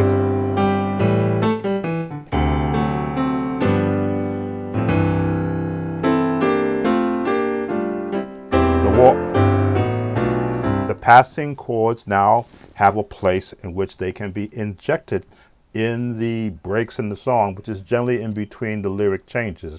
And you always want to look for how much time do you have to determine how many chords you want to put. So the melody, the traditional number system, adding the jazz feel, which means passing tones, chord progressions, to support the melody. Now you see I'm doing the melody because sometimes you do have a singer who may be unsure where their note's going to start. I always try to give a singer their first note. If I were going to do the opening and they say, well, I'm doing it in C, I would give them a lead through.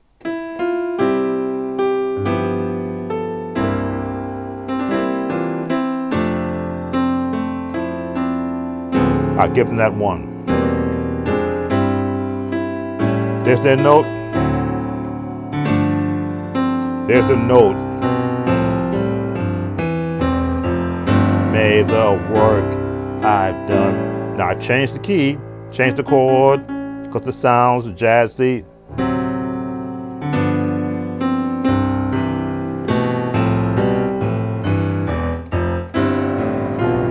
Now they should know this is where their note is, so I can go now here. Help them with their note. There's their note. Now I can stay right here. They're up here. I can now go here and do the 5, 4, 5, 1, 4. I'll start them here first, but give them the gospel walk up. The jazz turn. Now this is the 1, 3, 6, 2, 5, 1. And these notes are right here. 1, 3, down the scale chromatically, just down the scale chromatically. And resolve.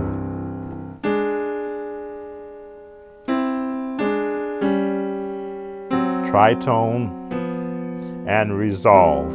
It's not hard when you practice with a purpose. If you just practice chromatic scales, when your fingers have to now follow a path, no matter when it is called out, your fingers will know how to find it. How to find it. And this helps you in developing passing tones. Let me see.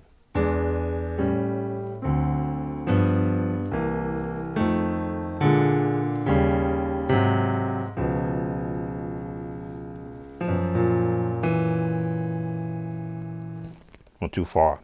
Let me see.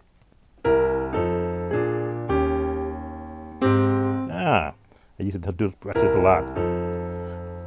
I used to practice a lot.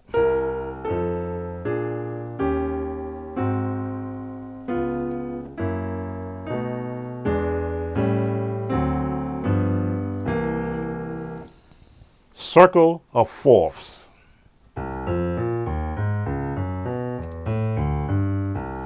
That's the circle of fourths with corresponding tritones opposite.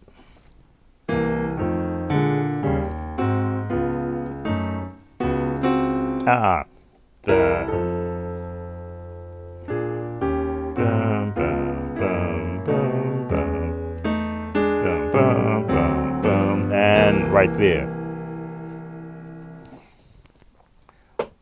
Concept, scales, chords, progressions, passing tones. Then you begin to add in all the other genres of music that make up what you hear other musicians play. Now, another musician would do that totally different than what I do, because that's how I trained myself to be able to hear those changes. So when I hear a song that's basic, I know that I can pull in that.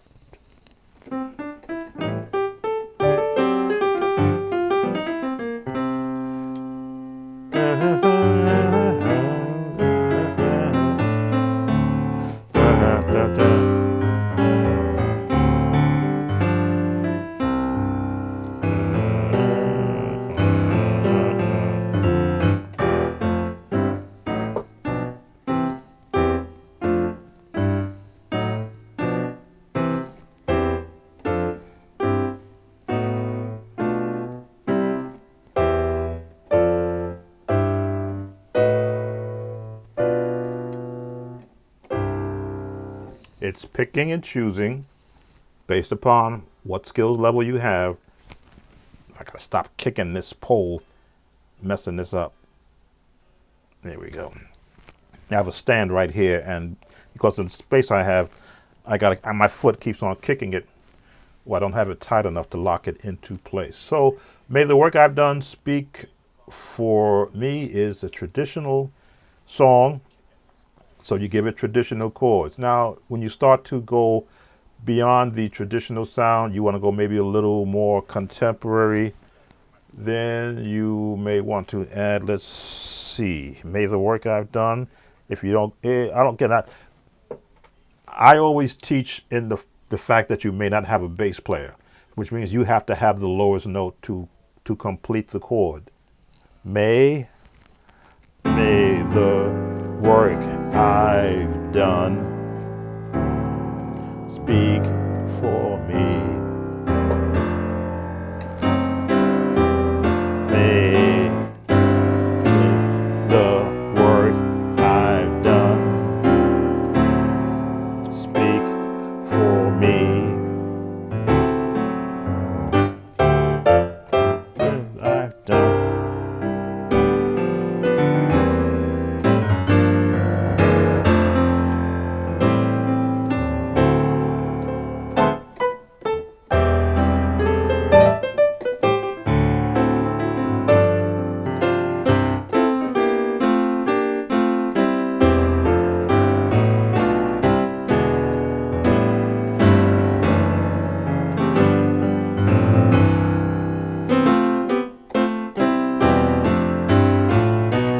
get too fancy.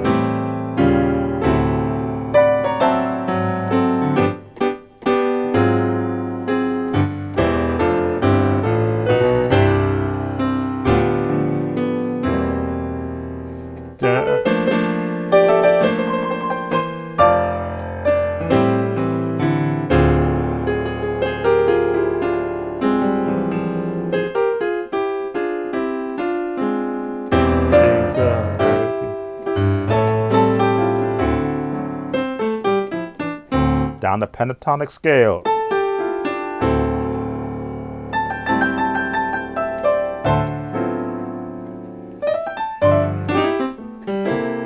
Jazz and gospel are brother and sister when it comes to borrowing from each other, to either play a song straight or to play a song with some emotional feeling, and the blues and the jazz sound mixed with the hymn sound gives you gospel.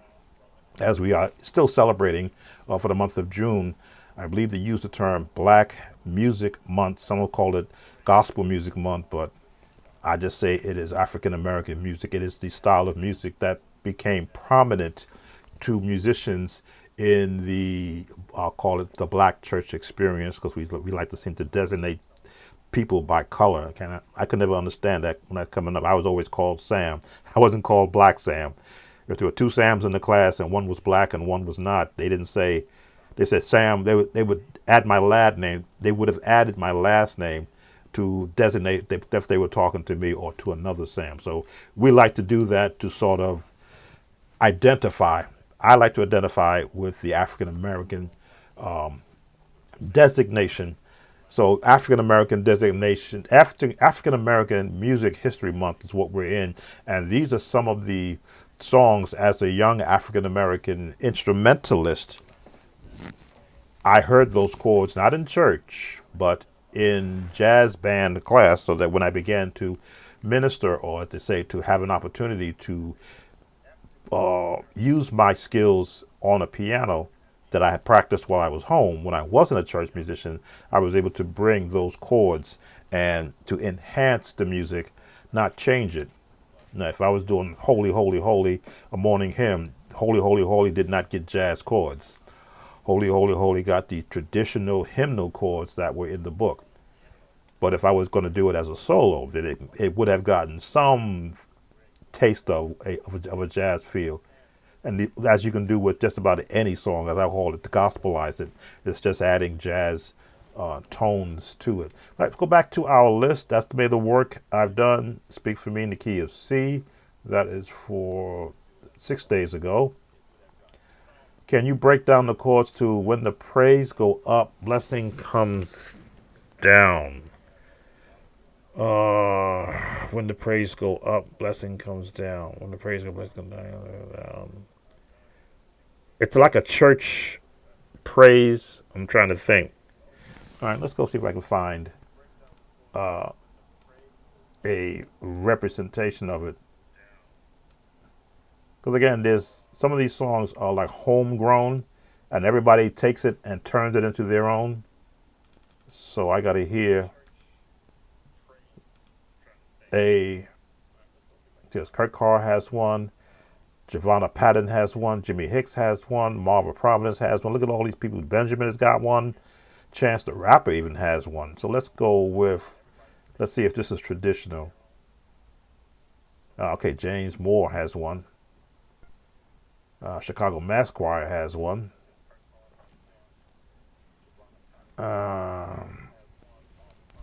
Let's hear James Moore.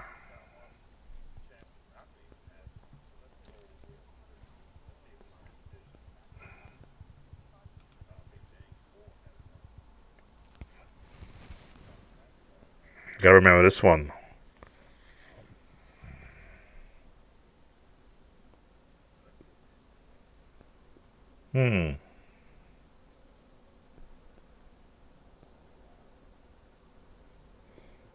All right, this is what I'm not sure of, just what they meant.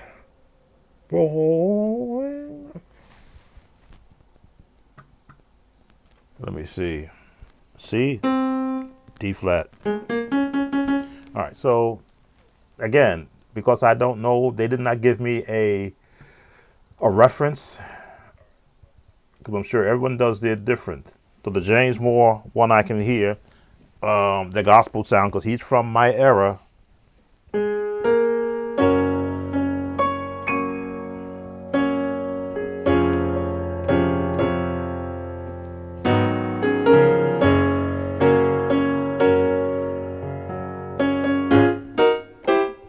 That's what I'm going to think is what I remember. So let me see if I got it correct.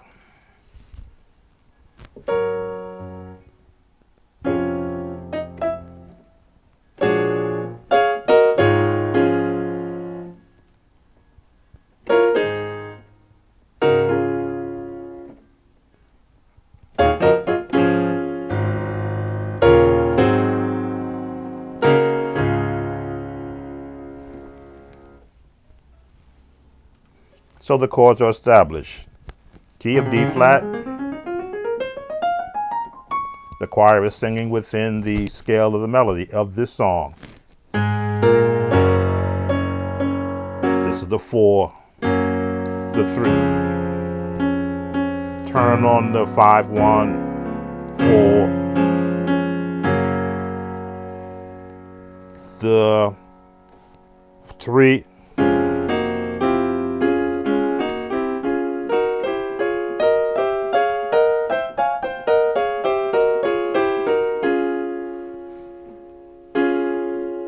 There it is. For me, that is the gospel choir scale or gospel choir number system.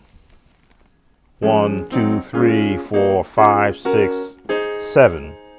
1, 7, 6, 1, 7, 6, 5, 4, 3, 2, 1. For me, that's what I use to be able to hear these type of songs. Not the, because I didn't hear the chords I heard being sung. So I developed my own version of, before I even knew what a number system was. Again, when I hear people talk about, oh, you're playing the 1, what's that? Well, the chords that's in the 1. I said, well, there's so many chords you could put in the 1. This is the 1. Which chord? They all can't be the 1 chord. But in the 1, it says, well, that's where the lowest note is hanging out until it changes. Doesn't matter how many chords you put in there. So this song has a I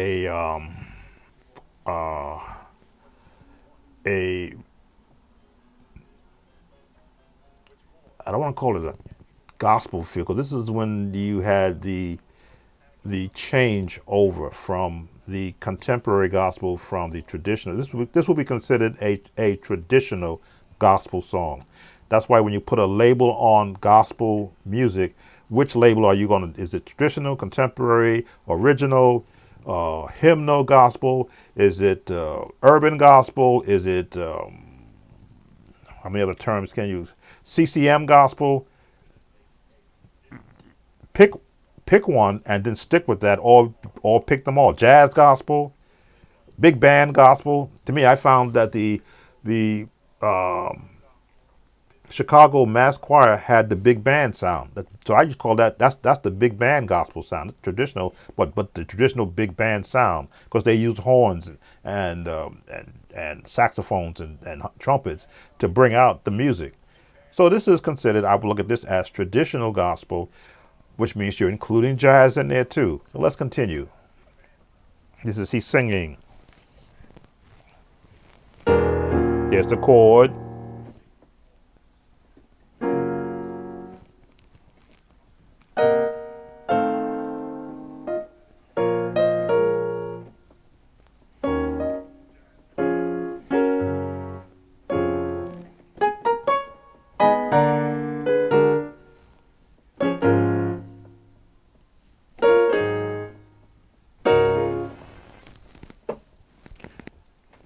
So there are a lot of chords. Again, I have to worry about or be concerned with, is the viewer who requested this song skill level up to this particular one, because they didn't give me a particular song to go to. I don't know if this is the song they meant, because they didn't put down, oh, from James Moore or from this one. So the James Moore version is a contemporary, traditional with some contemporary chords. When you start hearing these chords, you're hearing the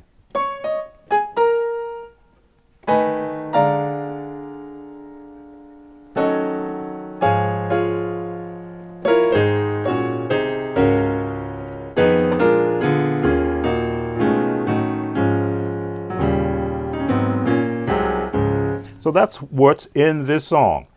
But if the requester is not at this level, then for me to break that down without having conversation about, okay, what do you know what a flat 7 chord sounds like, followed by a minor chord, followed by a diminished chord, then that's like, okay, this is going to take more time than I can do as a particular, especially when I don't have the correct reference. But I'm just listening to this one to see what I can share, and hopefully I'll put a prompt into the requester in there.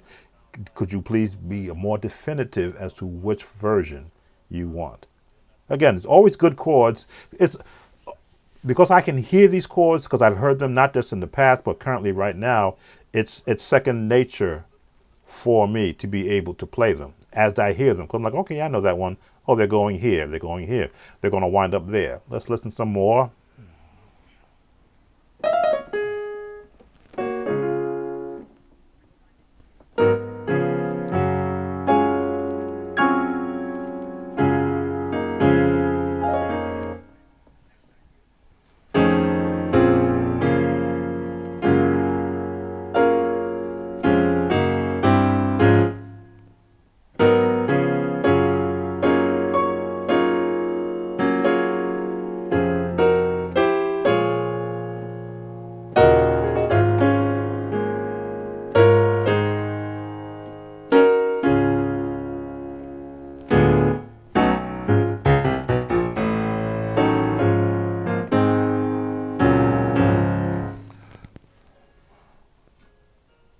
All right, so I'm gonna let you hear some of this so that you can understand why I'm doing what I'm doing and why I'm saying what I'm saying. Let's remap the sound. Again, it's good to always give an actual example of what's happening in the song. So let's remap you to here. Come on. Here you go. Now again, I can't hear it, so until it comes over on my iPhone. I think this should be the right spot. Let's see, ending. Oh, I'll get flagged on this one.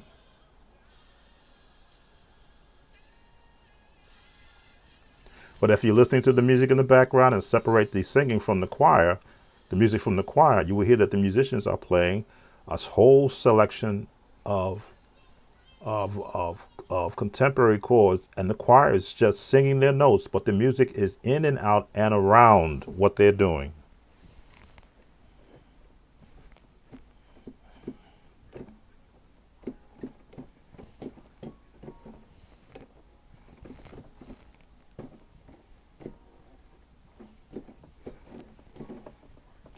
Full chords.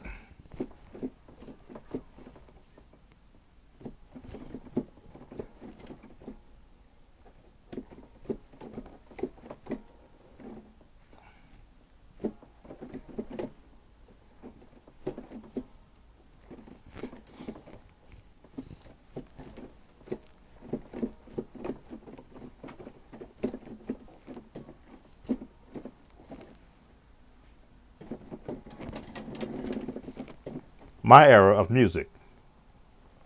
All right.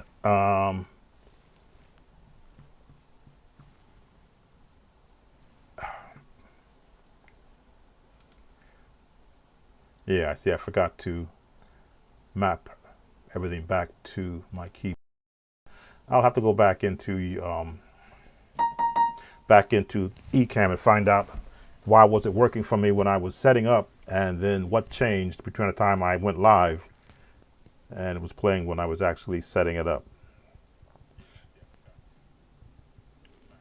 Yeah, I had to remap the keyboard in. I have to do that manually, where before it would pick up the sound.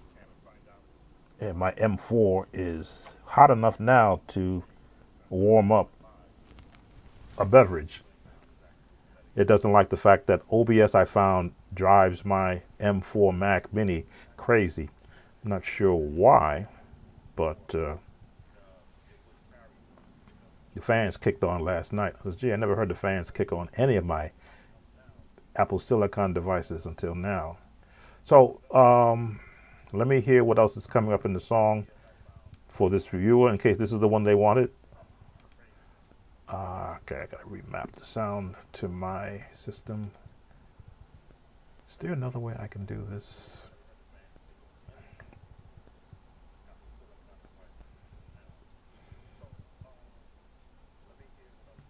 Input. No, no other way I can do this. Trying to find a way.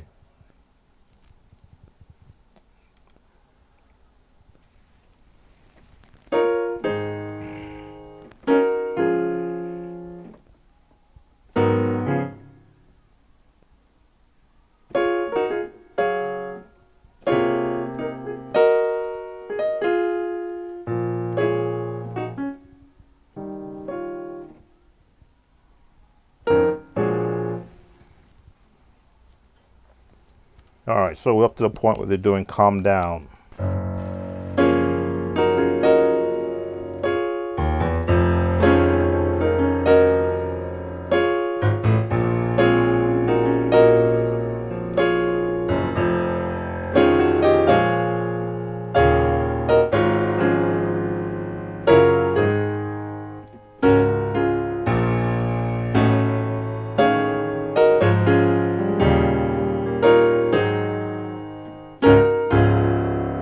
Slow down those chords for the calm down.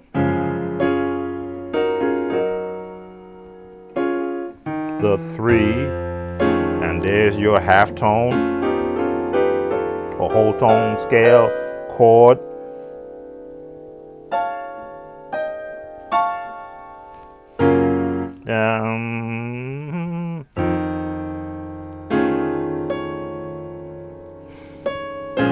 Calm down.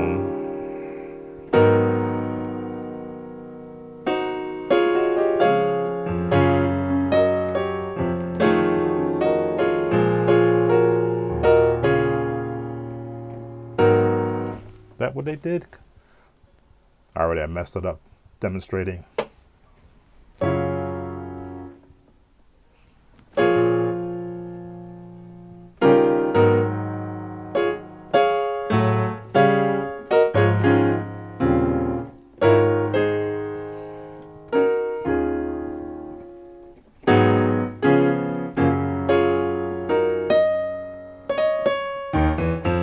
Part.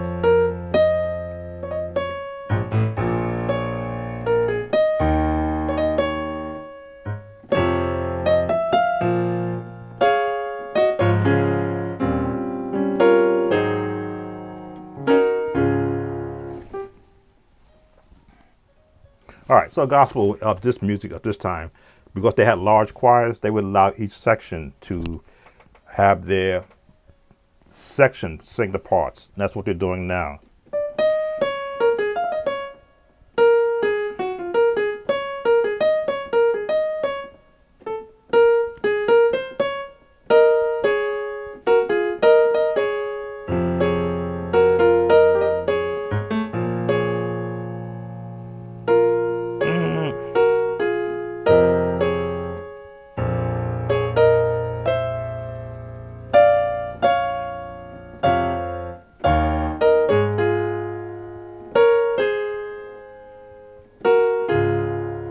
And the tenors have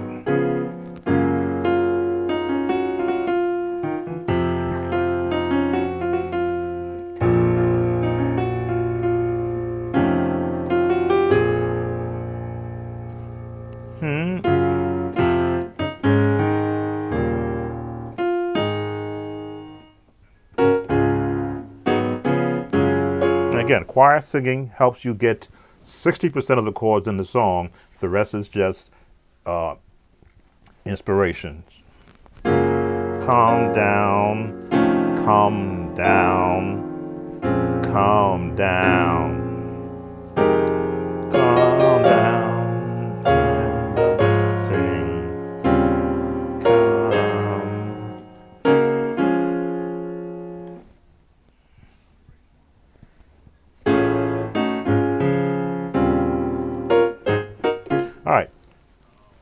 near the end of the song. Let me just make sure what else.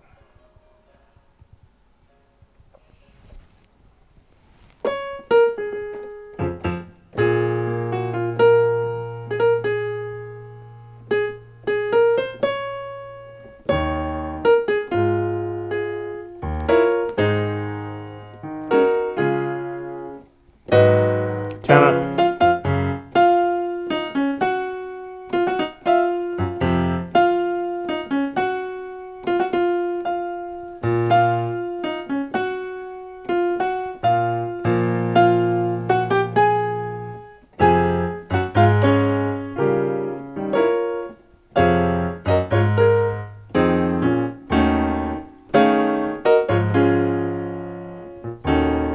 And the blessing.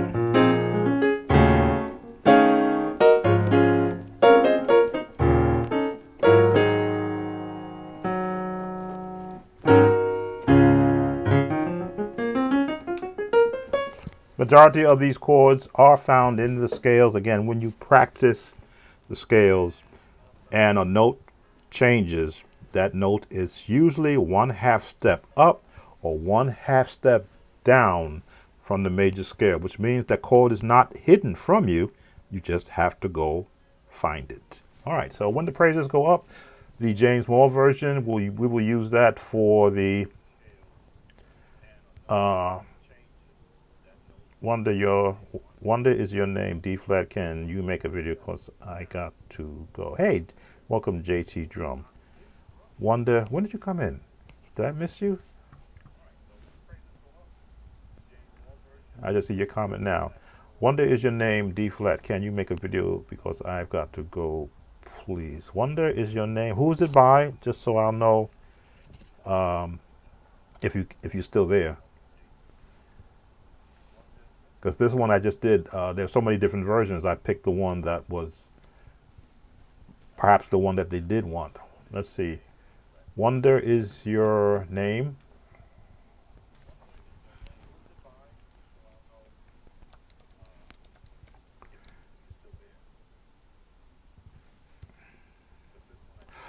Oh, wonderful. You're Hezekiah Walker.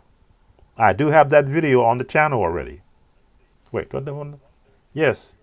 Wonderful is your name. It is on the channel already. In the actual key. It's not in D flat though, it's in B flat, the original key. Yeah. Why would you want it in D flat when the song is in the key of B flat?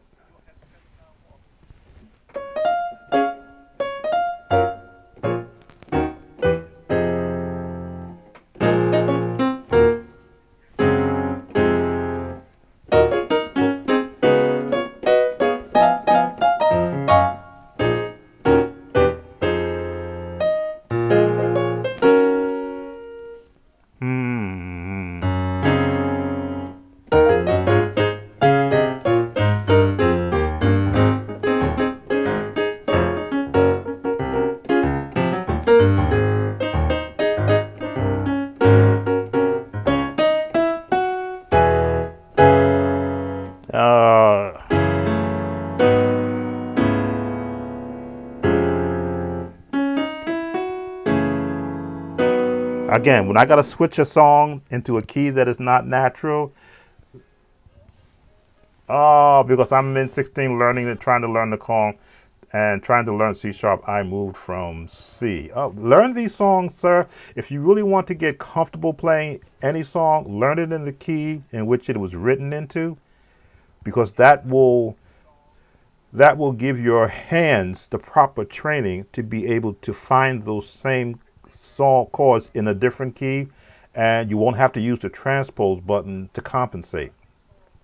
I'm not sure if you're new to my channel or not, but the entire channel has a beginner section now which teaches you the scales in every key, and it gives you charts to look at for chords in every key, so that when you want to learn a song, you won't have you have a reference in which to go through.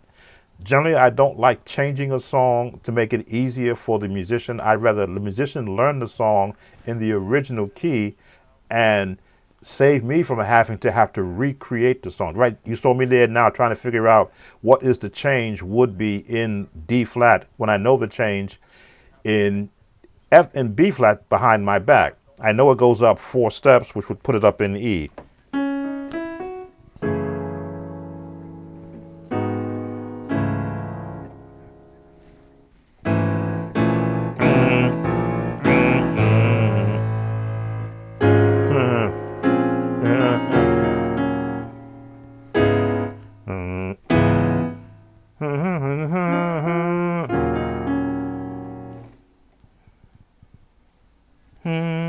Mm-hmm. 251.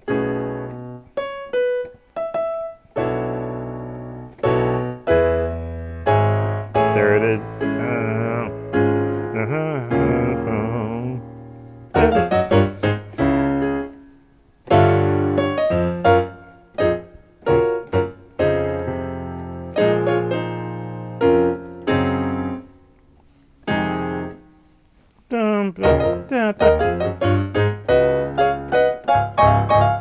Yeah, I am not going to do that. I'm not going to do that. Young man, go to my channel when you have to, when you got to come back, learn it in the correct key in B flat, because I made it easy. It's not hard. It's not a hard song. The song is built on the scales, the entire song. If you watch Corey Henry play it, I don't do it like Corey Henry. I teach it as the song is from the album in the correct key, and you will find that you will see scales over the entire song.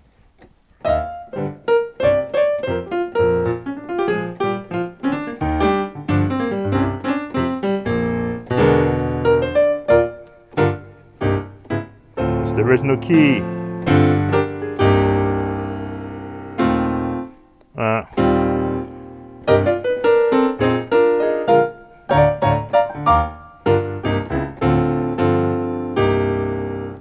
There is the chord. Dun, dun, dun, dun. Right down the scales. Dun, dun, dun, dun, dun, dun.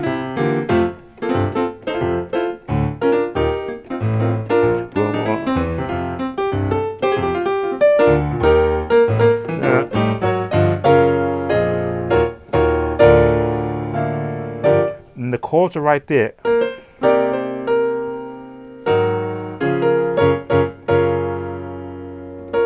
Right? One note. Scales.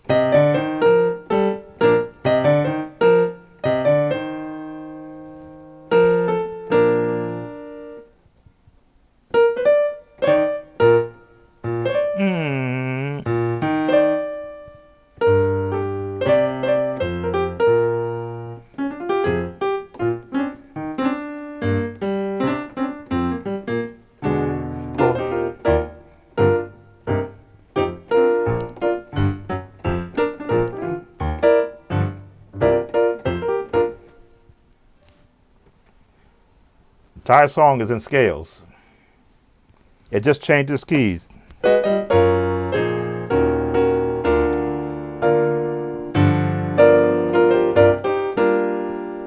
Two, 5, 1, down.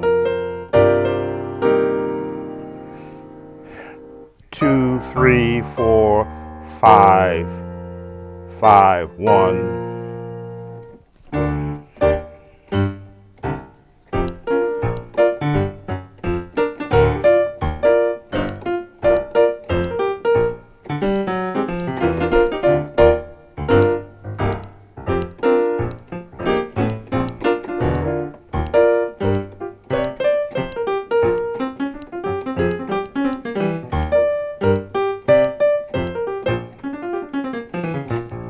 Scales and a little bit of jazz.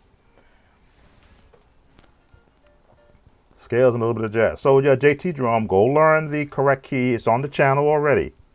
It's all, and I purposely put it in the range of learning musicians that want to play this song. Again, it's not the Corey Henry version. I don't even play like Corey Henry. I pick up some of the stuff he's doing, but I definitely am not trying to match his skill set. But if you want to be able to play for your church, it'll sound like the album.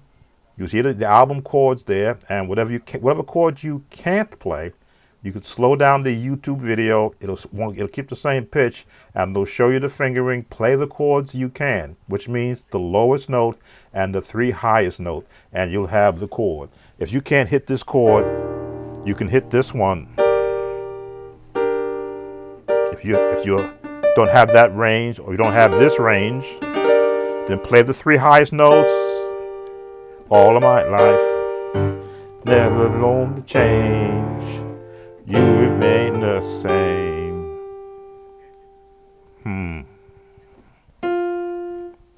There it is. Wonderful is your name. You change. That's the chord change. That's the full chord, but hit the ones you can. And wonderful is your name. And all the other fancy stuff will come once you have a good base in which to build off of. So, it's already on the channel. And 16 is not a bad thing. I started playing for my home church when I was 17, but I had a head start. I had a spinet piano and a Hammond B3 in my father's house because he was a musician and a Hammond organ technician. So I learned on the B3 before I learned to play the piano. And I found out that it's the same notes. Don't let anybody scare you going from a keyboard to an organ. They're the exact same notes. It's how you approach it. That's all it is. Same C on the piano, the same C on the keyboard, the same C on any keyboard, as long as it's mapped correctly. But the minute you start using the transpose button, you change where the chord should be, and you upset your ears and your hearing and your pitch. And everything won't, no music will sound right if you start using the transpose button, because you will whack out your natural ability to hear the same note always in the same place. It's when it changes is what you want to be able to hear. When a C is not a C, when a C sounds like a D or E, your ears are being detuned, you might say. So it's on the channel already. I know you got to go if you're not still here, but it's already there. Just type in "wonderful is your name" and it will come up, my version. Because I know on the internet you have everyone else's version. Nothing wrong with their versions. I give it how I want to instruct it, which means it's in a teaching mode, not in a performance mode. You always want to learn the song before you start to perform it, which is why we call it practice. Make the mistakes in practice, so when you go to perform, the mistakes are behind you. All right, let's look at who was next on When the Praise of God Blessings Come Down. How long have I been on? I usually monitor that so that I can not be too boring. What's this? Tutorial, okay. Can you do God Will Work It Out by Maverick City, key of G major? Okay, when you start asking for keys, I got a question. God Will Work It Out, key of G major, Maverick City. Again, I'm not a practicing musician anymore, but I want to show the concept of how to learn these songs. God Will Work It Out, Maverick City. Okay, let's see what it sounds like.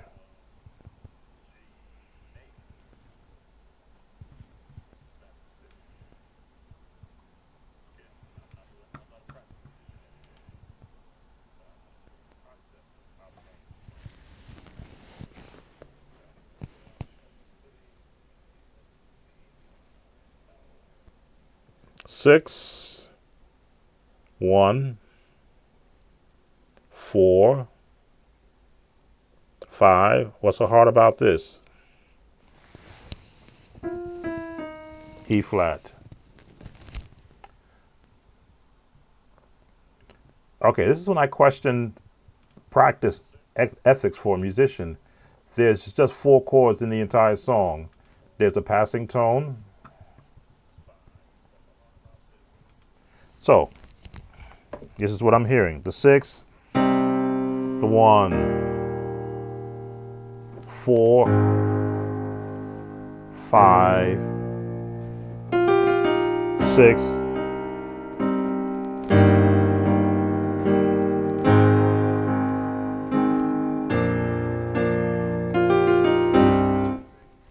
is when I question, why are you asking me to break down a song that has 4 chords in it? Let's listen some more.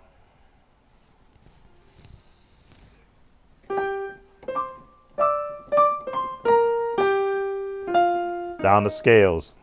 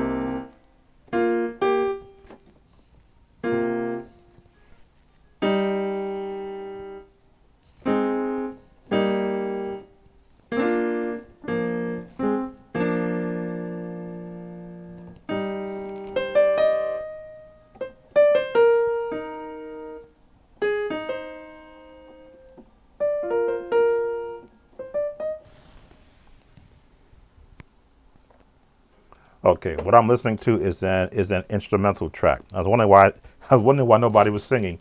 Then I looked at it. Oh, it is an instrumental track, but which is even better because it's good to hear the chords to a song without the singers having to support the singing.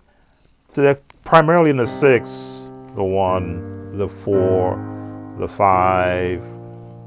Then they go to the 1, the 4, the 1, the 5, and then the 6.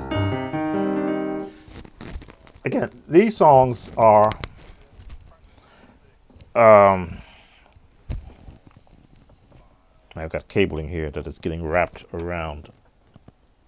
There we go. Maybe that's what's pulling my cable, the cable wrapped around the bottom of the foot. Let's go to the melody so I can hear what the song is doing. Because I hear the chords, I'm like, okay, God will work it out. I want to hear something that is going to help the musician grow musically. And these chords are just generic.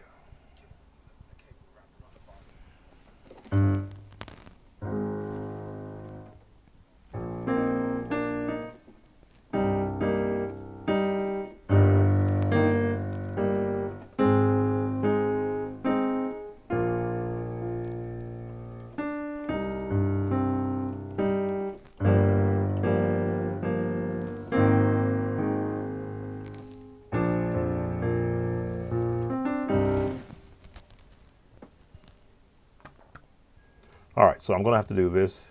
YouTube, fair use. Because, again, I am not throwing shade, and I guess I can sound like that only because I'm used to being challenged as a musician to have to play a song and teach the choir parts and be able to play the song to match what the albums sound like. These type of songs are generic in nature. 6, 1, 4, 5, those who use the number system. But if you're lacking the ability to play scales and chords and progressions, then you will become disheartened by the fact that you can't do anything else other than follow a path that has been scripted musically. No ability to be innovative. So I'm gonna let you hear what the song. Why is that up so hard? Hope I'm not screaming. I was looking at the medium. It was set too high. What the song sounds like, so that you can hear my questioning as to why would this request even come in. That's where I am. So let's let you hear again. Fair. I'm gonna get really jumped on by YouTube, but that's okay. This is all about teaching, because I want you to get beyond this. Write your own songs. All right. Here's what the song sounds like.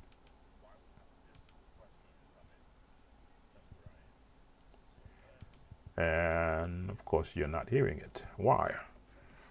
We mapped everything over, didn't we? Output, input, output. There we go. Missed one.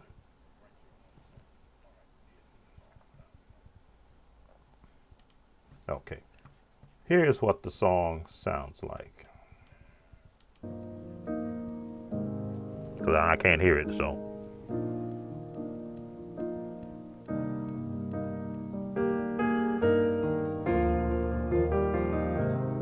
Fair use. Before I knew my name, before I drew a breath, he was making ways for me. Now and every day, in each and every. All right, so I just stopped it because I'm listening on my iPhone. There is a 30-second delay.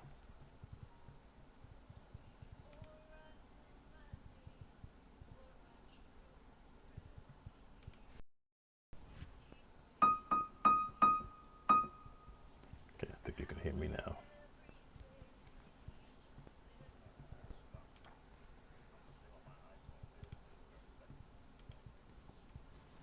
So I mean, it doesn't give me much to teach when I can see the chords are just right there. They are within. That's why I have you practice scale 2 octaves, so you can hear the notes that's within this range.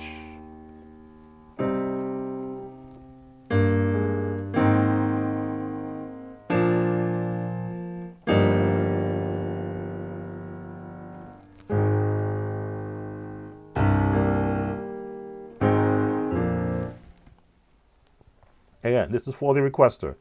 I'm going to listen to more of it to see does something change.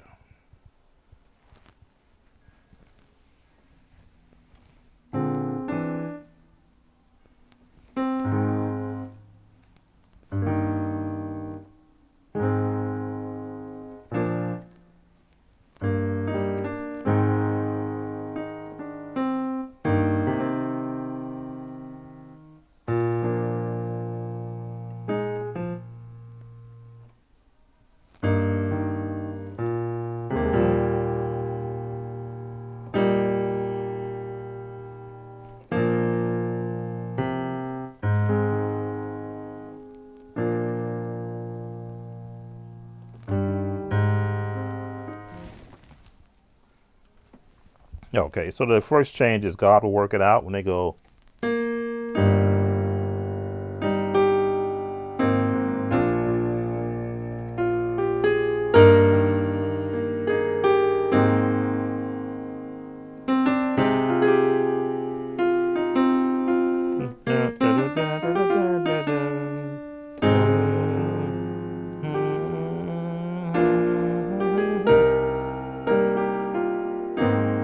And so they're hovering around the scale, around the 6, the 3, the 4, and the 5. So that is the range of your lowest notes. The rest is just the chords that are associated with those chords. Now, again, this could be the 1, this could be the 1, or this could be the 1, this could be the 4, this could be the 4. But look at where these notes are found. They're right in the scale. So you listen for the notes in the scale and only play the ones or practice the ones that you can hear. Let's go a little further. So the God will work it out.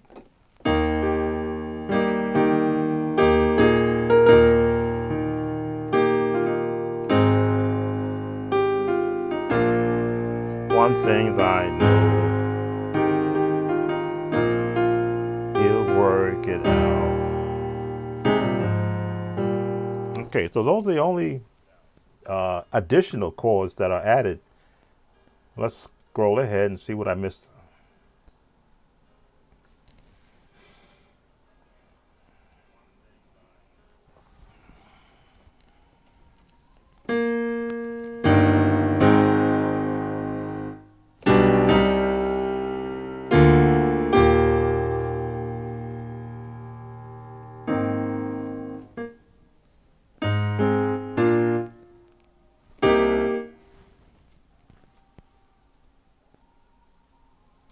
Okay, scales.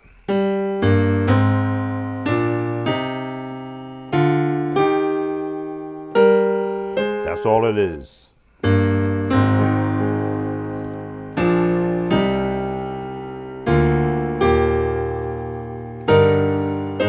drop 2.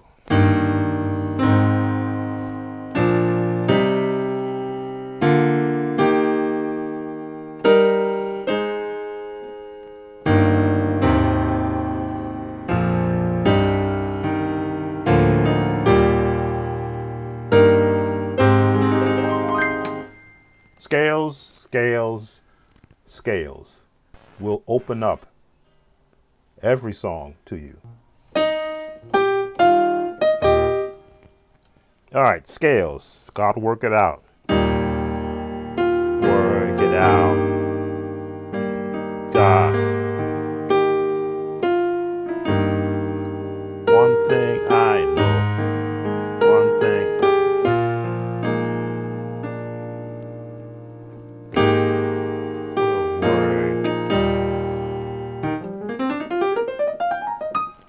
Entire song is done in the major scale of E flat. I think I'm going to do one more and then take some questions and then bring this to a close. Because I've done a lot of talking, and again, I must apologize if I'm giving out a negative vibe to those who have taken the time to come to my channel and to ask me to look at a song for them. I certainly. Ooh, there's the problem. It's in E flat and you want it in the key of G major. Oh, that's what happens when I stop reading the comment. It's right there. G major. Again, that's where I say it's not fair. So I'm glad I did it. I didn't read past that. They wanted it in the key of G major. So it's the same format. 6. Let me see.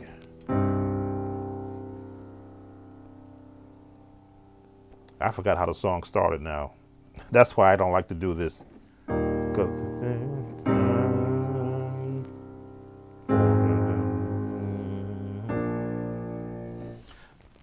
No, I'm not going to do that.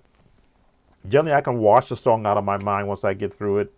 I don't remember how even the song started because I said, well, this is too easy. And why would they want me to break down a song until I see you want it in G major? So I gave you the numbers, which is, I'm going to assume if you want it in G major, you want to transpose it down from G major because you're comfortable in G major. I want you to get comfortable in E flat where the song is written, and then you take it up to G major once you've got comfortable in E flat. I'm not going to do that on this. Let me answer you. Okay, I did the video.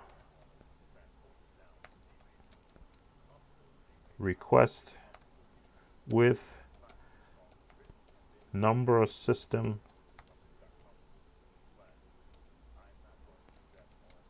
chords called out in E flat.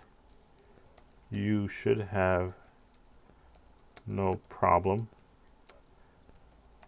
matching these chords in G, period. I don't like learning a song and transposing. I did this on today's.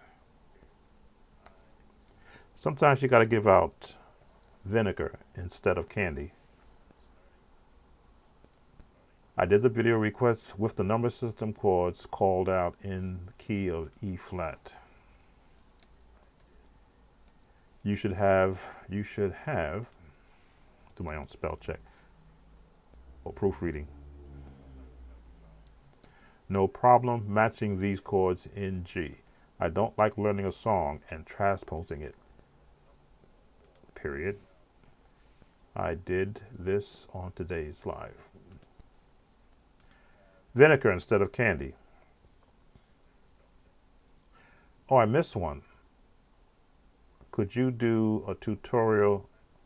Yes, by the Walls group. How did I miss that one? Okay, one more. We'll get that one in. And then I will bring this to a close. Yes, by the Walls group.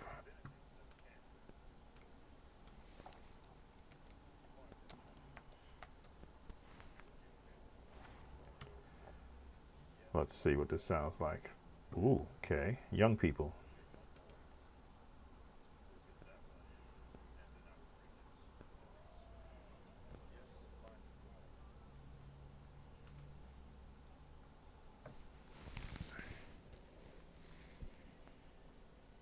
Okay.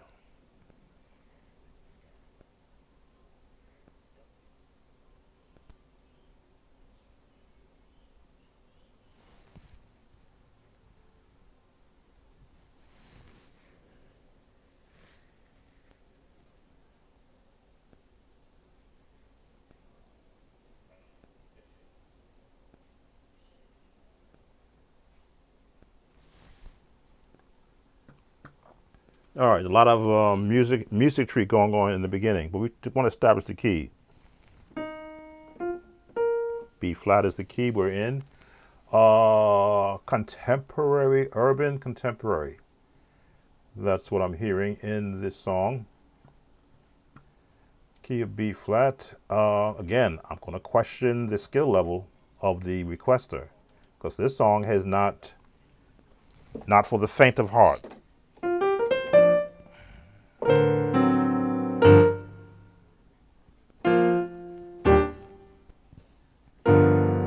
I'm hearing.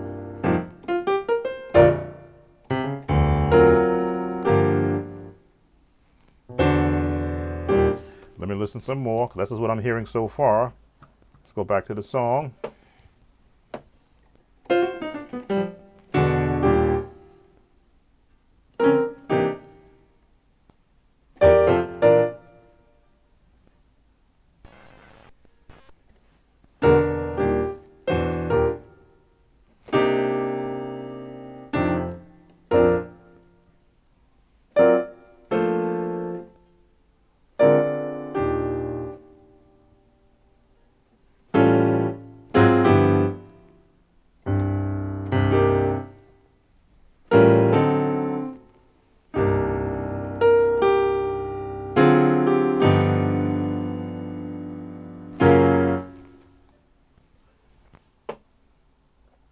All right, let me stop there. Yeah, these chords are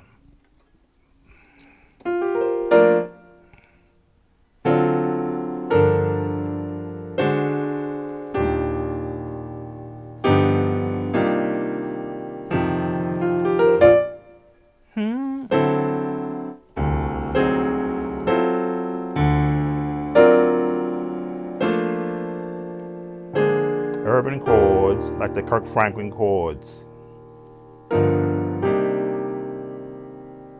That's just the opening.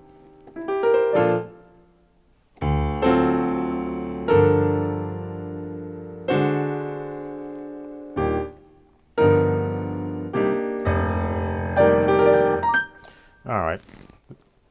Then I got to the yes a little while ago.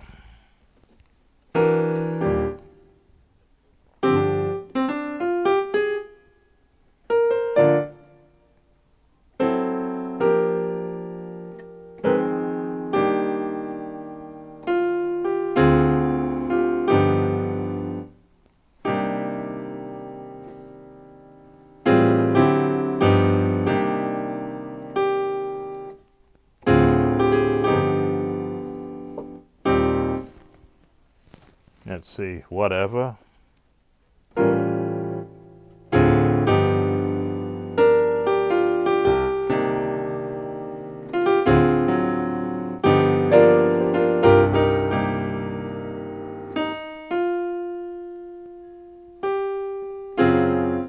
There's the chord there that I didn't expect. Again, this is the urban sound.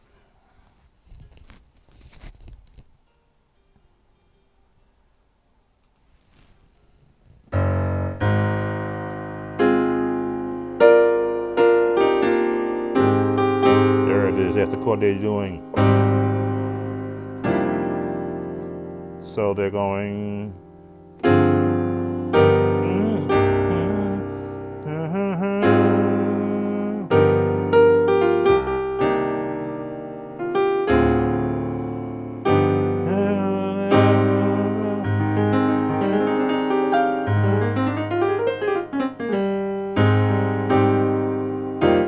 again, scales is helping me find these chords.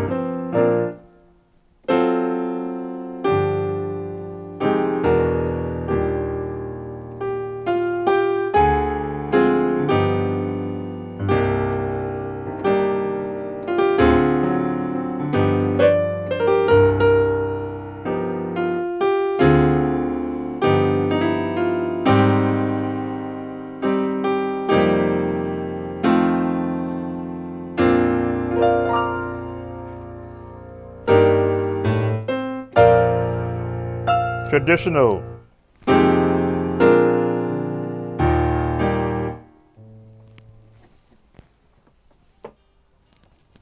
Okay, so they get a little traditional, yes.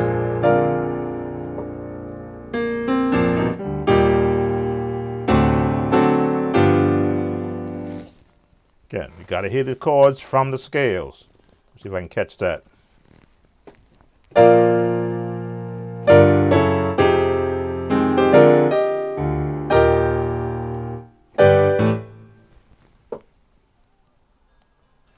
Yes.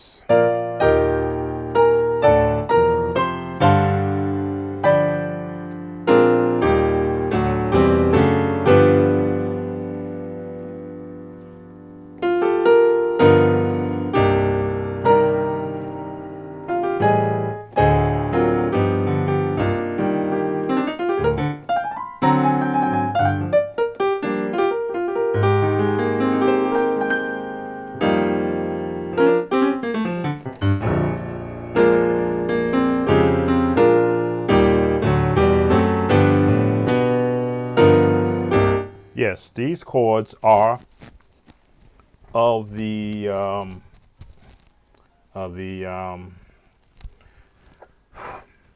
advanced level, because it's young people, number one, which means they've got an actual producer putting these chords together for them to give them a certain sound, a sound that they can resonate with. So everybody's not going to be able to play this. I'll put it like that, because you have to have this palette.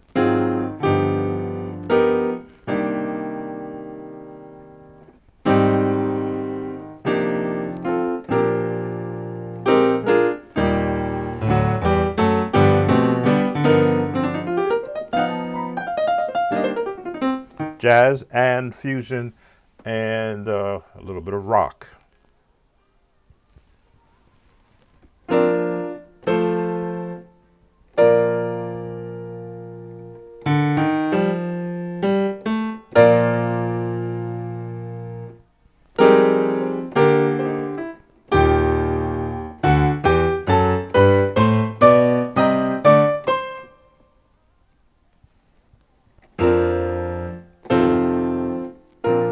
So I'm trying to break it down to make it simple. All right, so they go modulated up to B major. Okay, this is when we have to test the skill level of the viewer who requested this song. So it's a beautiful song. Musically, it is it's sculpted for the chords and the vocals. It is matching them exactly. It's the way it should for their era of music that they're looking to be represented in. But from a musician standpoint, if your skill level is of the, I don't think they requested me put it in another key, but you forgot to have these chords already in you. For me to be able to show you what they are, I'm going to have to redirect you to my series on chords, building chords, my chord builder series, where I have all of those charts in there, because all these chords that I am playing are from those charts Not exactly as they're written, but how you mix and match them together. This chord is a mixture of several chords. There's a major, there's an augmented, there's a tritone, there's a flat 7 in G. This is the chord that's being played, but they are a mixture of chords, which means you have to omit the hard ones, the ones in the middle, and then begin to hear all the notes and where they're coming from. Now, this chordy app is calling this a what?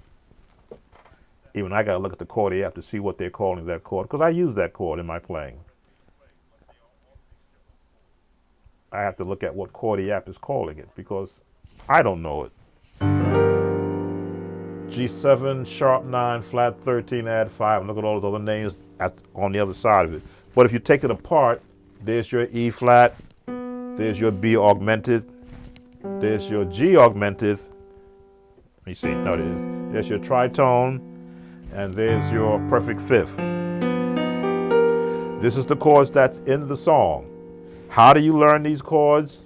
Practice them from a chart, and those charts are, if they're not available, if you can't see them in the videos that I have, the several videos that I have about chords, go to my Patreon page, and let me do this as an ad.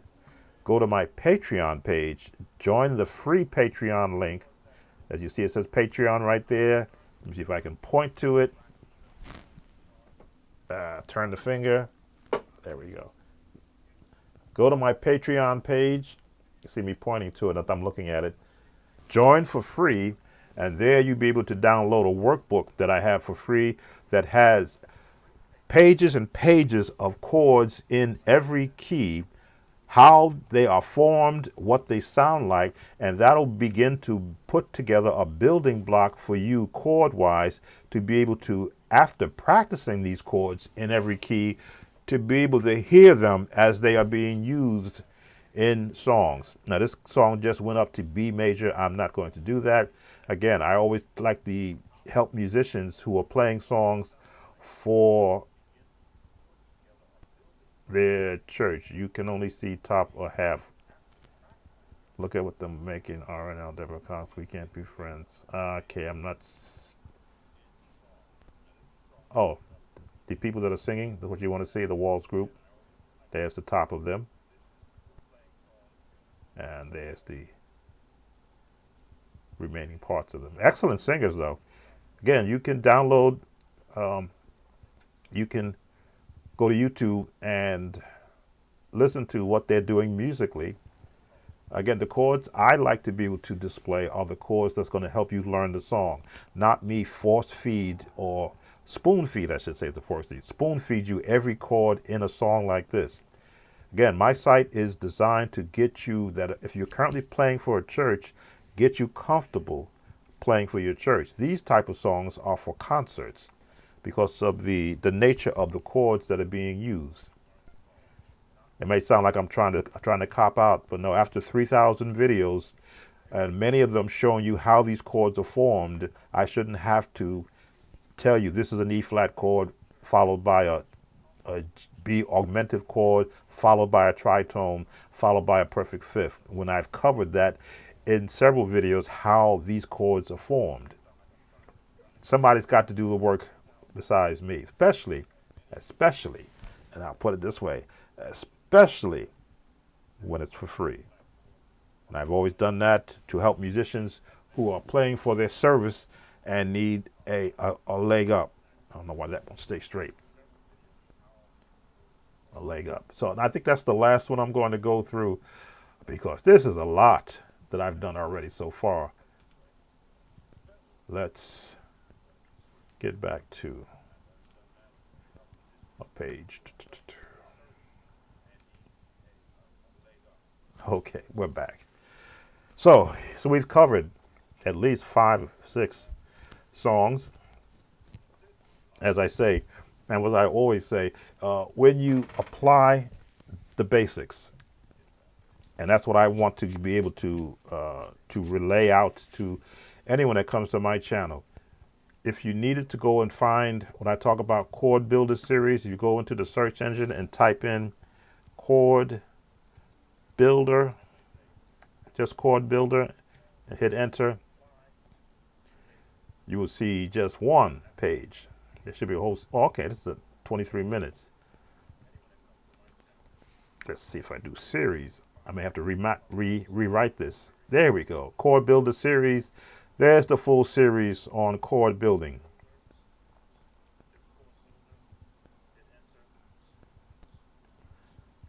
And each one of these is a lesson.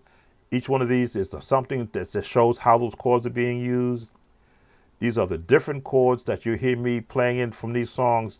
They are finding diminished chords, gospel chords, chord patterns, R&B chords, unlock the jazz mastering, preacher chords, practice chords, minor chord 6, 10 essential skills for every church pianist, Nashville number system, along with some viewer requests, because I tagged them all into the same series, organ chords, mastering gospel music chords. Look at all these pages dealing with just chords, talk music chords, practice your whole tone scale chord. You heard me talk about that. Gospel chords, beginner's guide to chord building, foundation, part 2. It's a part 1. Look at all of these chords, pages that I have in place. Advanced preacher chords in E, writing a 4-chord song, 2-5-1 turnaround, left beginner's guide to church music, left-hand chords, create worship chords. What chord is this? Secondary chords in gospel music. Why musicians need to practice. Chord building major scales. Look at this. Expressive chord runs. Unlocking the soul piano. Series 2. Piano chords. Music lessons. Show out. Left-hand chords. All these are purposely put here to give you examples, teaching, instruction, examples. This is how this chord is used. This is how you build this chord. This is where you find this chord in all these songs. Look at all of these just under chord builder series. Chords, chords, chords, chords, and it just continues. It doesn't stop. So when I say, why am I trying to reinvent the wheel? I'm not. The wheel has already been placed out there. You just got to get on the wheel, just as I did as a youngster who did not have anyone to show me where all these chords, even that all these chords exist. That's what I didn't have. And I made it possible for you to be able to not only see these chords, but to hear them used in other songs, so that when you go to learn a song and you go, wait a minute, I practiced that chord from this list of chords, from this video of chords that I practice every day. And sometimes I hear musicians, they'll comment, I don't know what to practice. And I'm like, well, then you're not preparing yourself for everything that is out there. There's so much music out there. I'm learning songs from pop artists because I want to hear. And I'm sorry you didn't get to hear the song that I created, but I listened to a pop artist that had 73 million views on their song, and I go, wait a minute, how is this song constructed that they got 73 million views? So I listened to it and I go, okay, there's the bass drum, there is a pad on the bottom, there's shakers there, and then there's the melody. 73 million views. So I wrote my first pop gospel song from, and then I'm sorry you can't hear it. In fact, no, I'm sorry you can't hear it. I should be able to remap that sound so that you can hear it. Give me a second. And let me.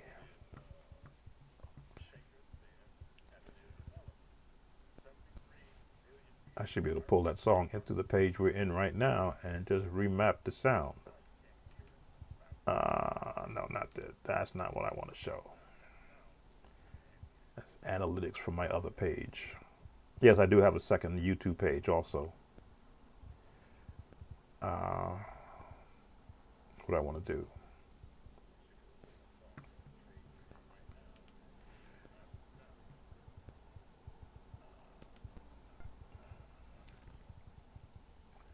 Resume the last video. I think you heard this, right?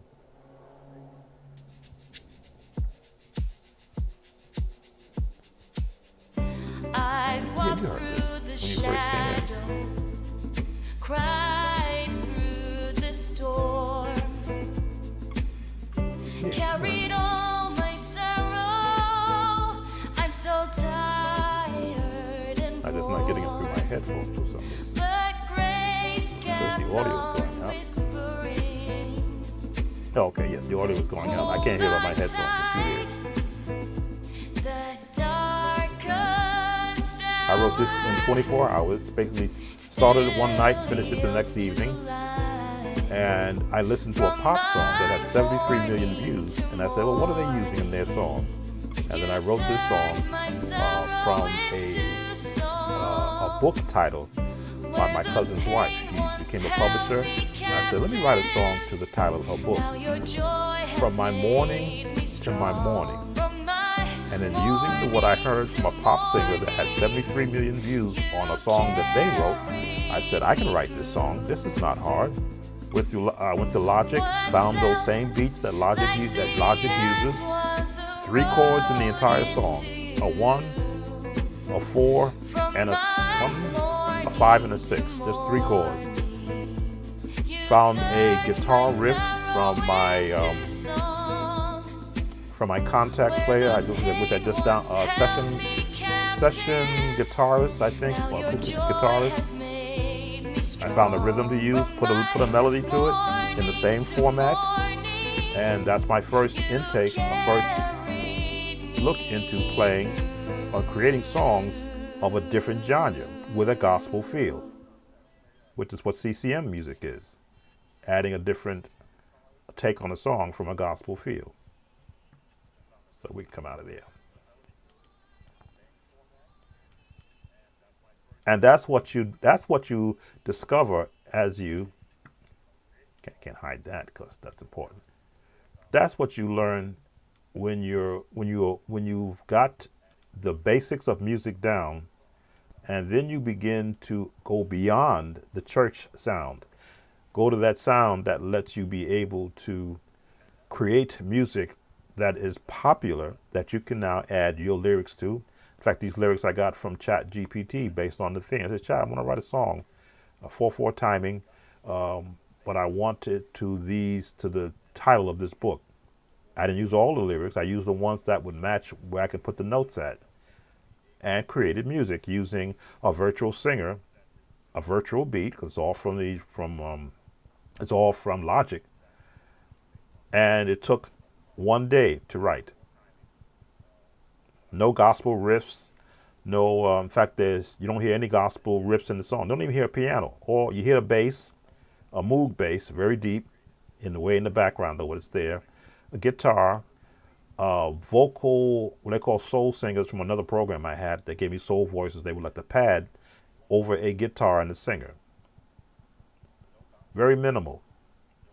And I've got it airing. I think the first 7 minutes it had 300 views. Of course, YouTube plays funny with my shorts, so I put the entire video on the channel so that you can hear the entire video. It's on there, and with the actual scene from how I produced it. Because I want musicians not to always worry about learning new songs, but to start writing your own songs. So that's what you're seeing me do when I start to push and say, learn the song in the correct key. Why? Because in the correct key, that song did well. The minute you change the key, you're going to be changing the song, because now you're going to be putting singers' ears at risk. Or if you transpose, you're putting your fingers at risk, trying to make it sound like a song and playing it in the wrong way. I'll put it like that. It'll get you through a service, but you don't want to make that the norm. You want to be learning the songs in the correct key, the correct way. And if you have to change it because your choir members are not up to the task, then you can do that on your own, but not just start off. As they say, if you start down the right road in the right way, later on, if you get lost, you can always come back to the road the right way. And I want you to be as correct as I should have been as a youngster without direction. I often say it took me 5 or 6 years to catch up to where I should have been musically, because I didn't have any reference other than hearing music and going to the piano, trying to replicate it. As I began to invest in chord books, which I still have downstairs in my other studio, I didn't throw those books out. I don't use them, but I didn't throw them out, because that's how I became more proficient in understanding this chord is just this chord in another key, played this way. Now just move the fingers to that chord so that you can accomplish or produce that same sound that you hear someone else playing. And then develop your own.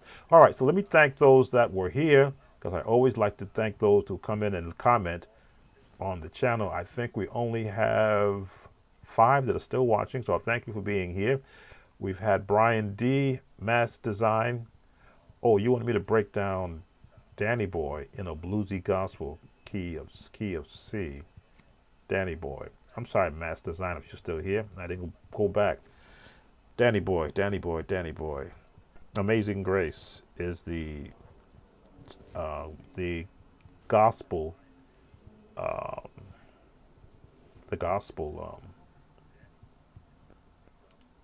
version of that song, and I can do that.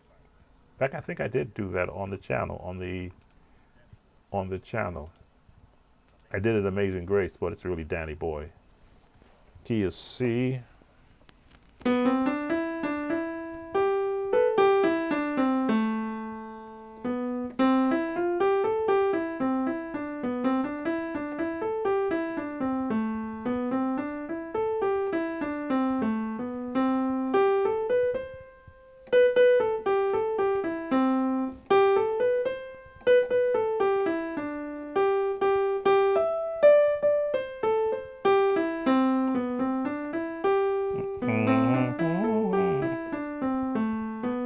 Now that's the Amazing Grace version of it. But old Danny Boy, I don't know the words.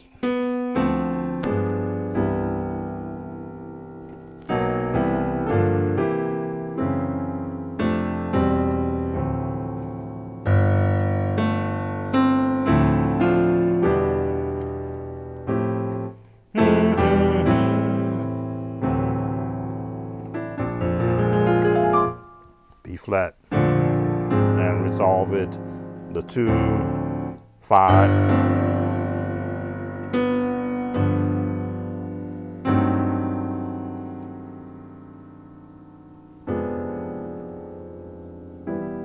Just thinking of the chords.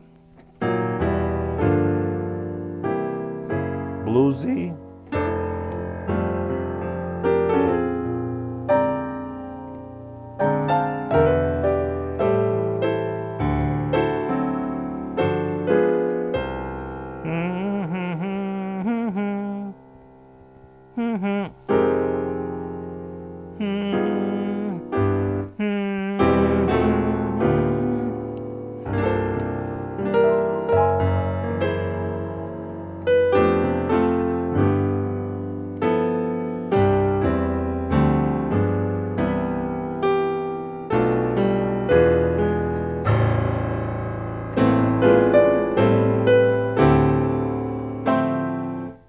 Down. I hear the chords in my head.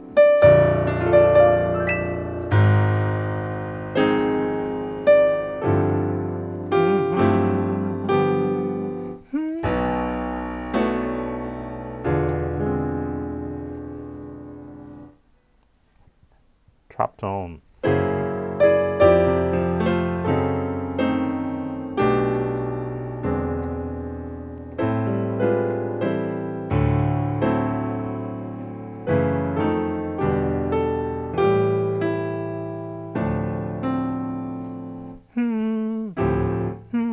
A, B,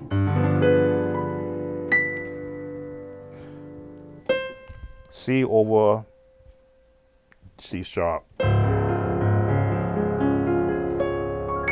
and resolve it.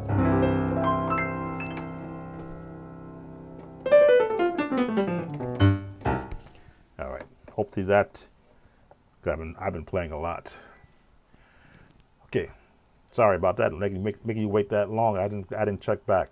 Brian D, Mass Design. Brian D, Gavin, checking it from Jamaica. Dimitrik. 28, of course, our Austrian viewer. And I think, who's the last one to come in? JT Drum. Wonderful is your name. You wanted it in D flat. I said learn it in B flat.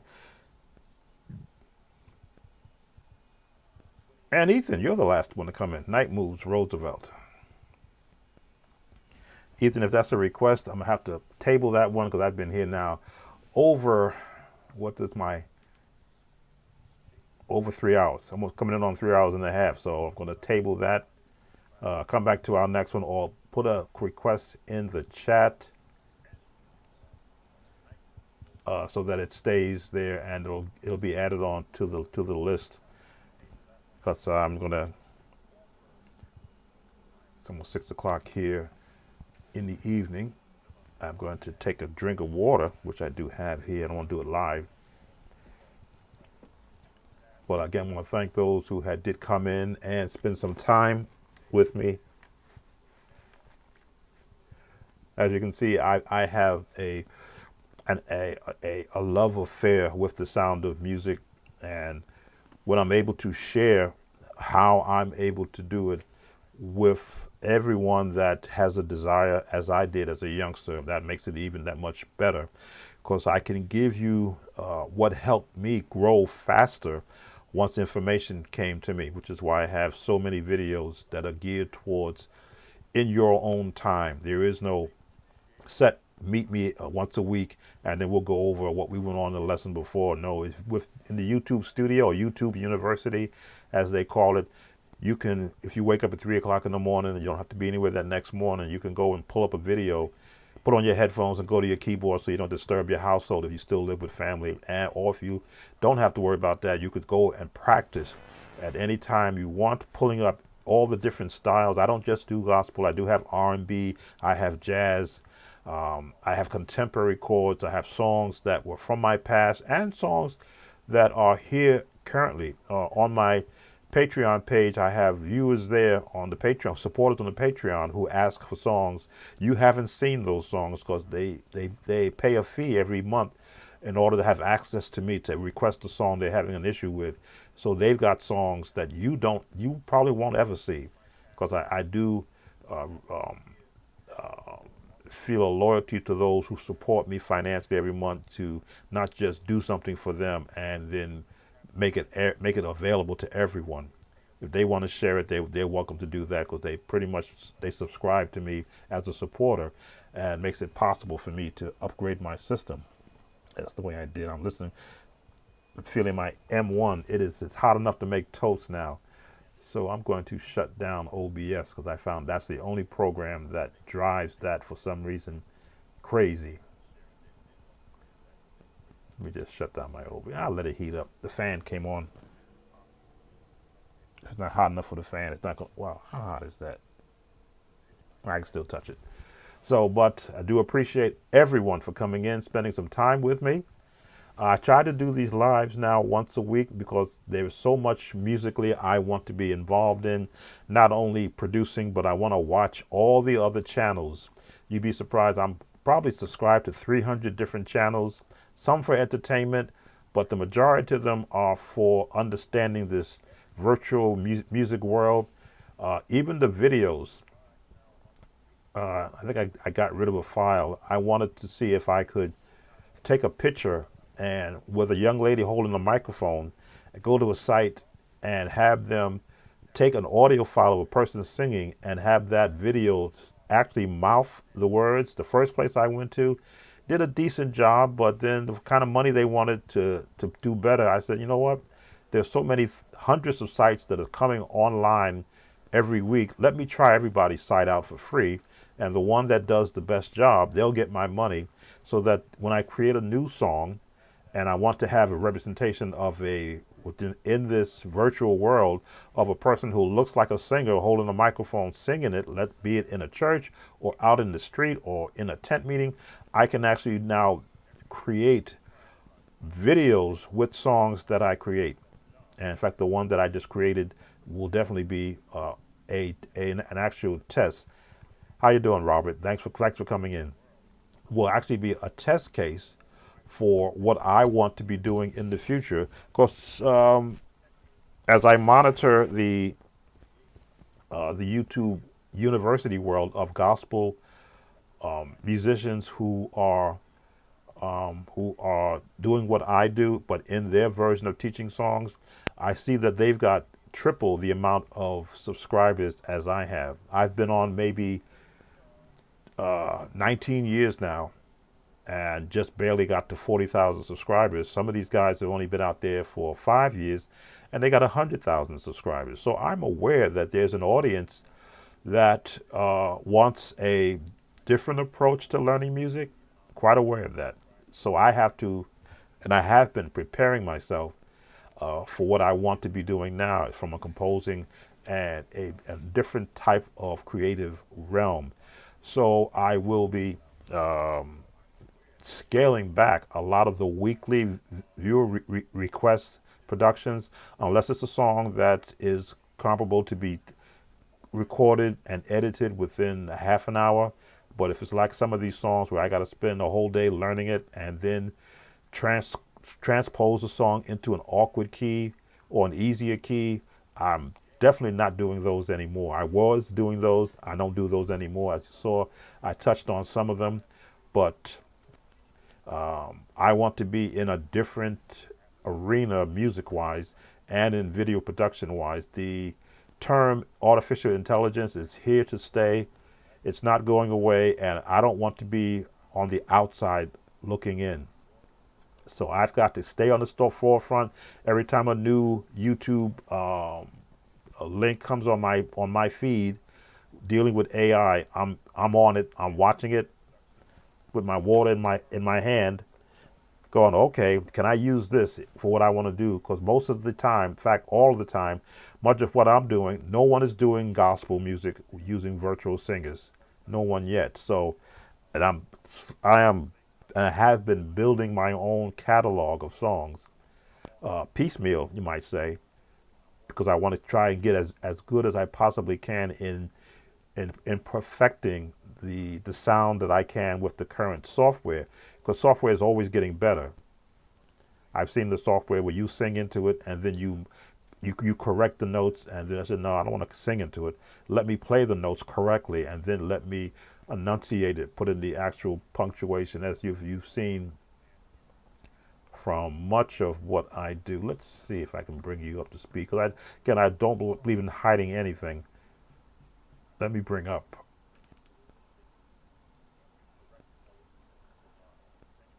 what I do so that, and let's bring up a recent song. Let's see.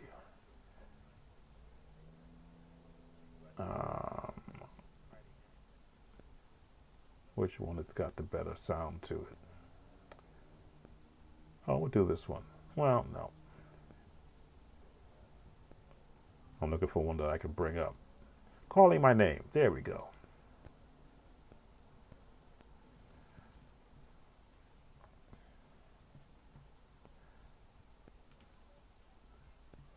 Now let's see if I can bring that in. I want to share the screen. Share screen. No, I don't want to share that screen. There we go. That's the screen I want to share. And let's get this out of the way. Stage right. Let's shrink that down. So that is put that behind me. Put that down here. That's the screen. That's where the magic happens. Now you can't hear it because I can't get it to play through. Well, actually I should be able to. Let me go into it and remap the sound. Let's send it to right here.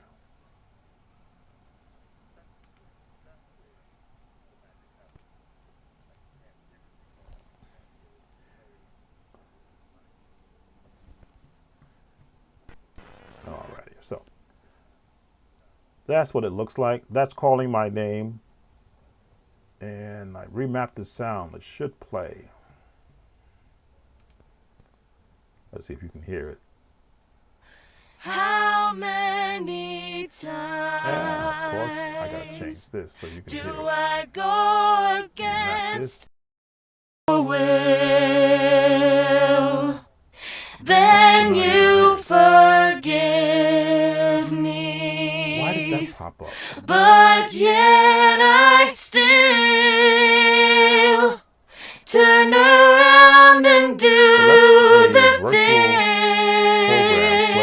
screen. the things I Another shouldn't window that popped up dealing with the do. audio.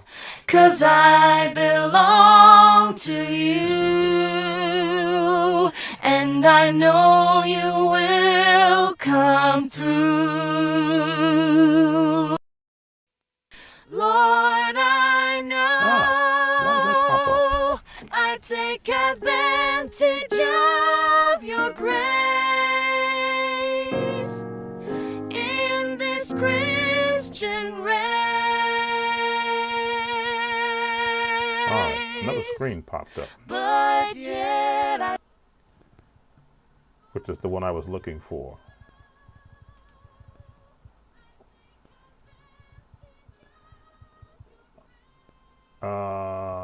Let me see.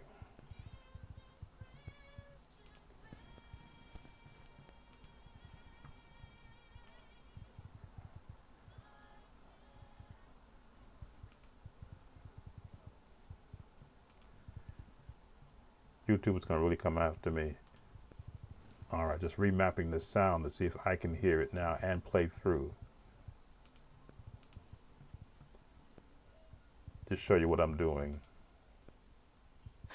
How many times do I go against your will? Then you forgive me, but yet I still turn around and do the things I shouldn't do. 'Cause I belong to you, and I know you will come through. Lord, I know I take advantage of your grace in this Christian race.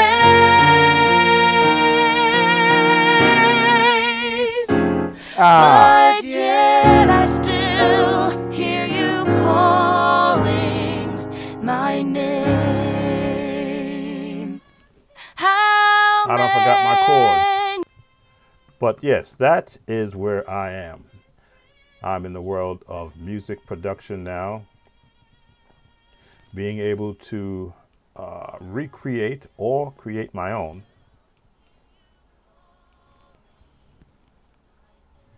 I forgot the chords there. Yeah, I got the music to all of a sudden play because I opened up a window and that another prompt showed up that allowed me to do this. Don't ask me why. But that's where I am. That is the level of production that I want to be a part of. Not just recreating someone else's song, but creating my own music, or better still, creating songs for other people. If you ever saw what my production list looks like, this is a production list of songs I was doing back when I was in church services. Look at all these songs written hand out. This is a production list of the old school testimony songs. Was it 1, 2, 3, 4, 5, at 4, and then plus written stuff of the old school. This was a production I was working on back then, back in the 90s, and I had got everything mapped out, but I just couldn't get singers to work with.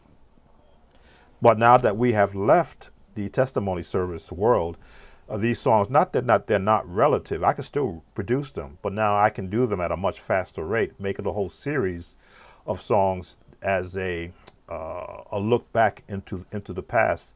And for a person that's sitting at home, perhaps, and needing to hear, He never failed me yet, let God arise, love lifted me, wonderful if you call Jesus. In the morning, I made a vow to the Lord. They would be able to either go to a site to hear them, which is what I have. That's my other page, Sam Tolbert.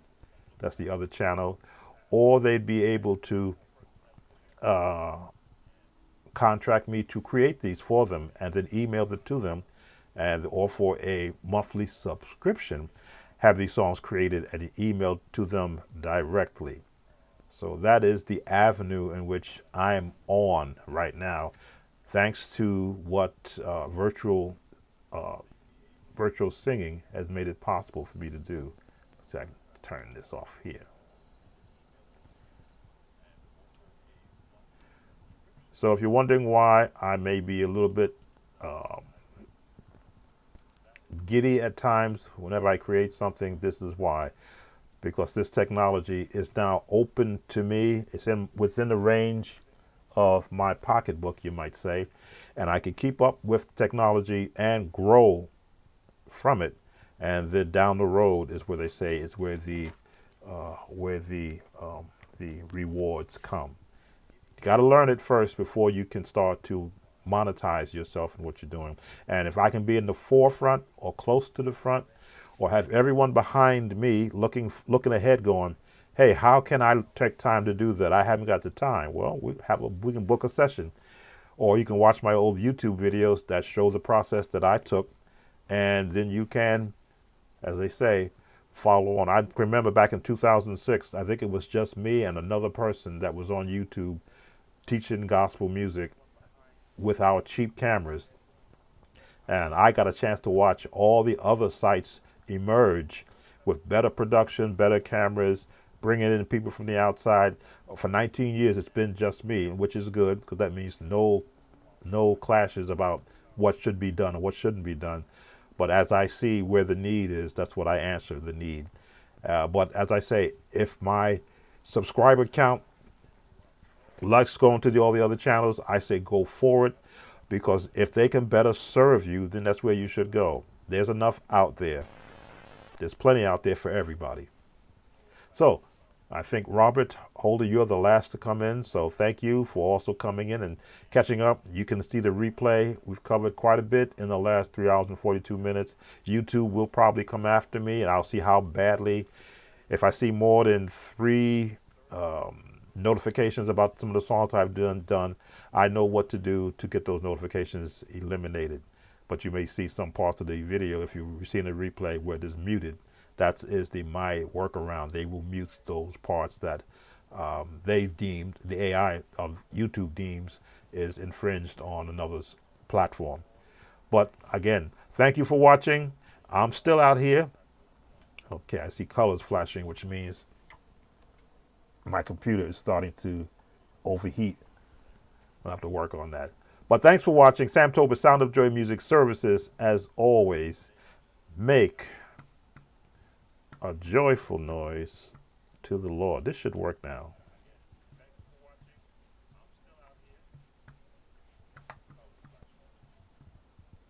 Take care.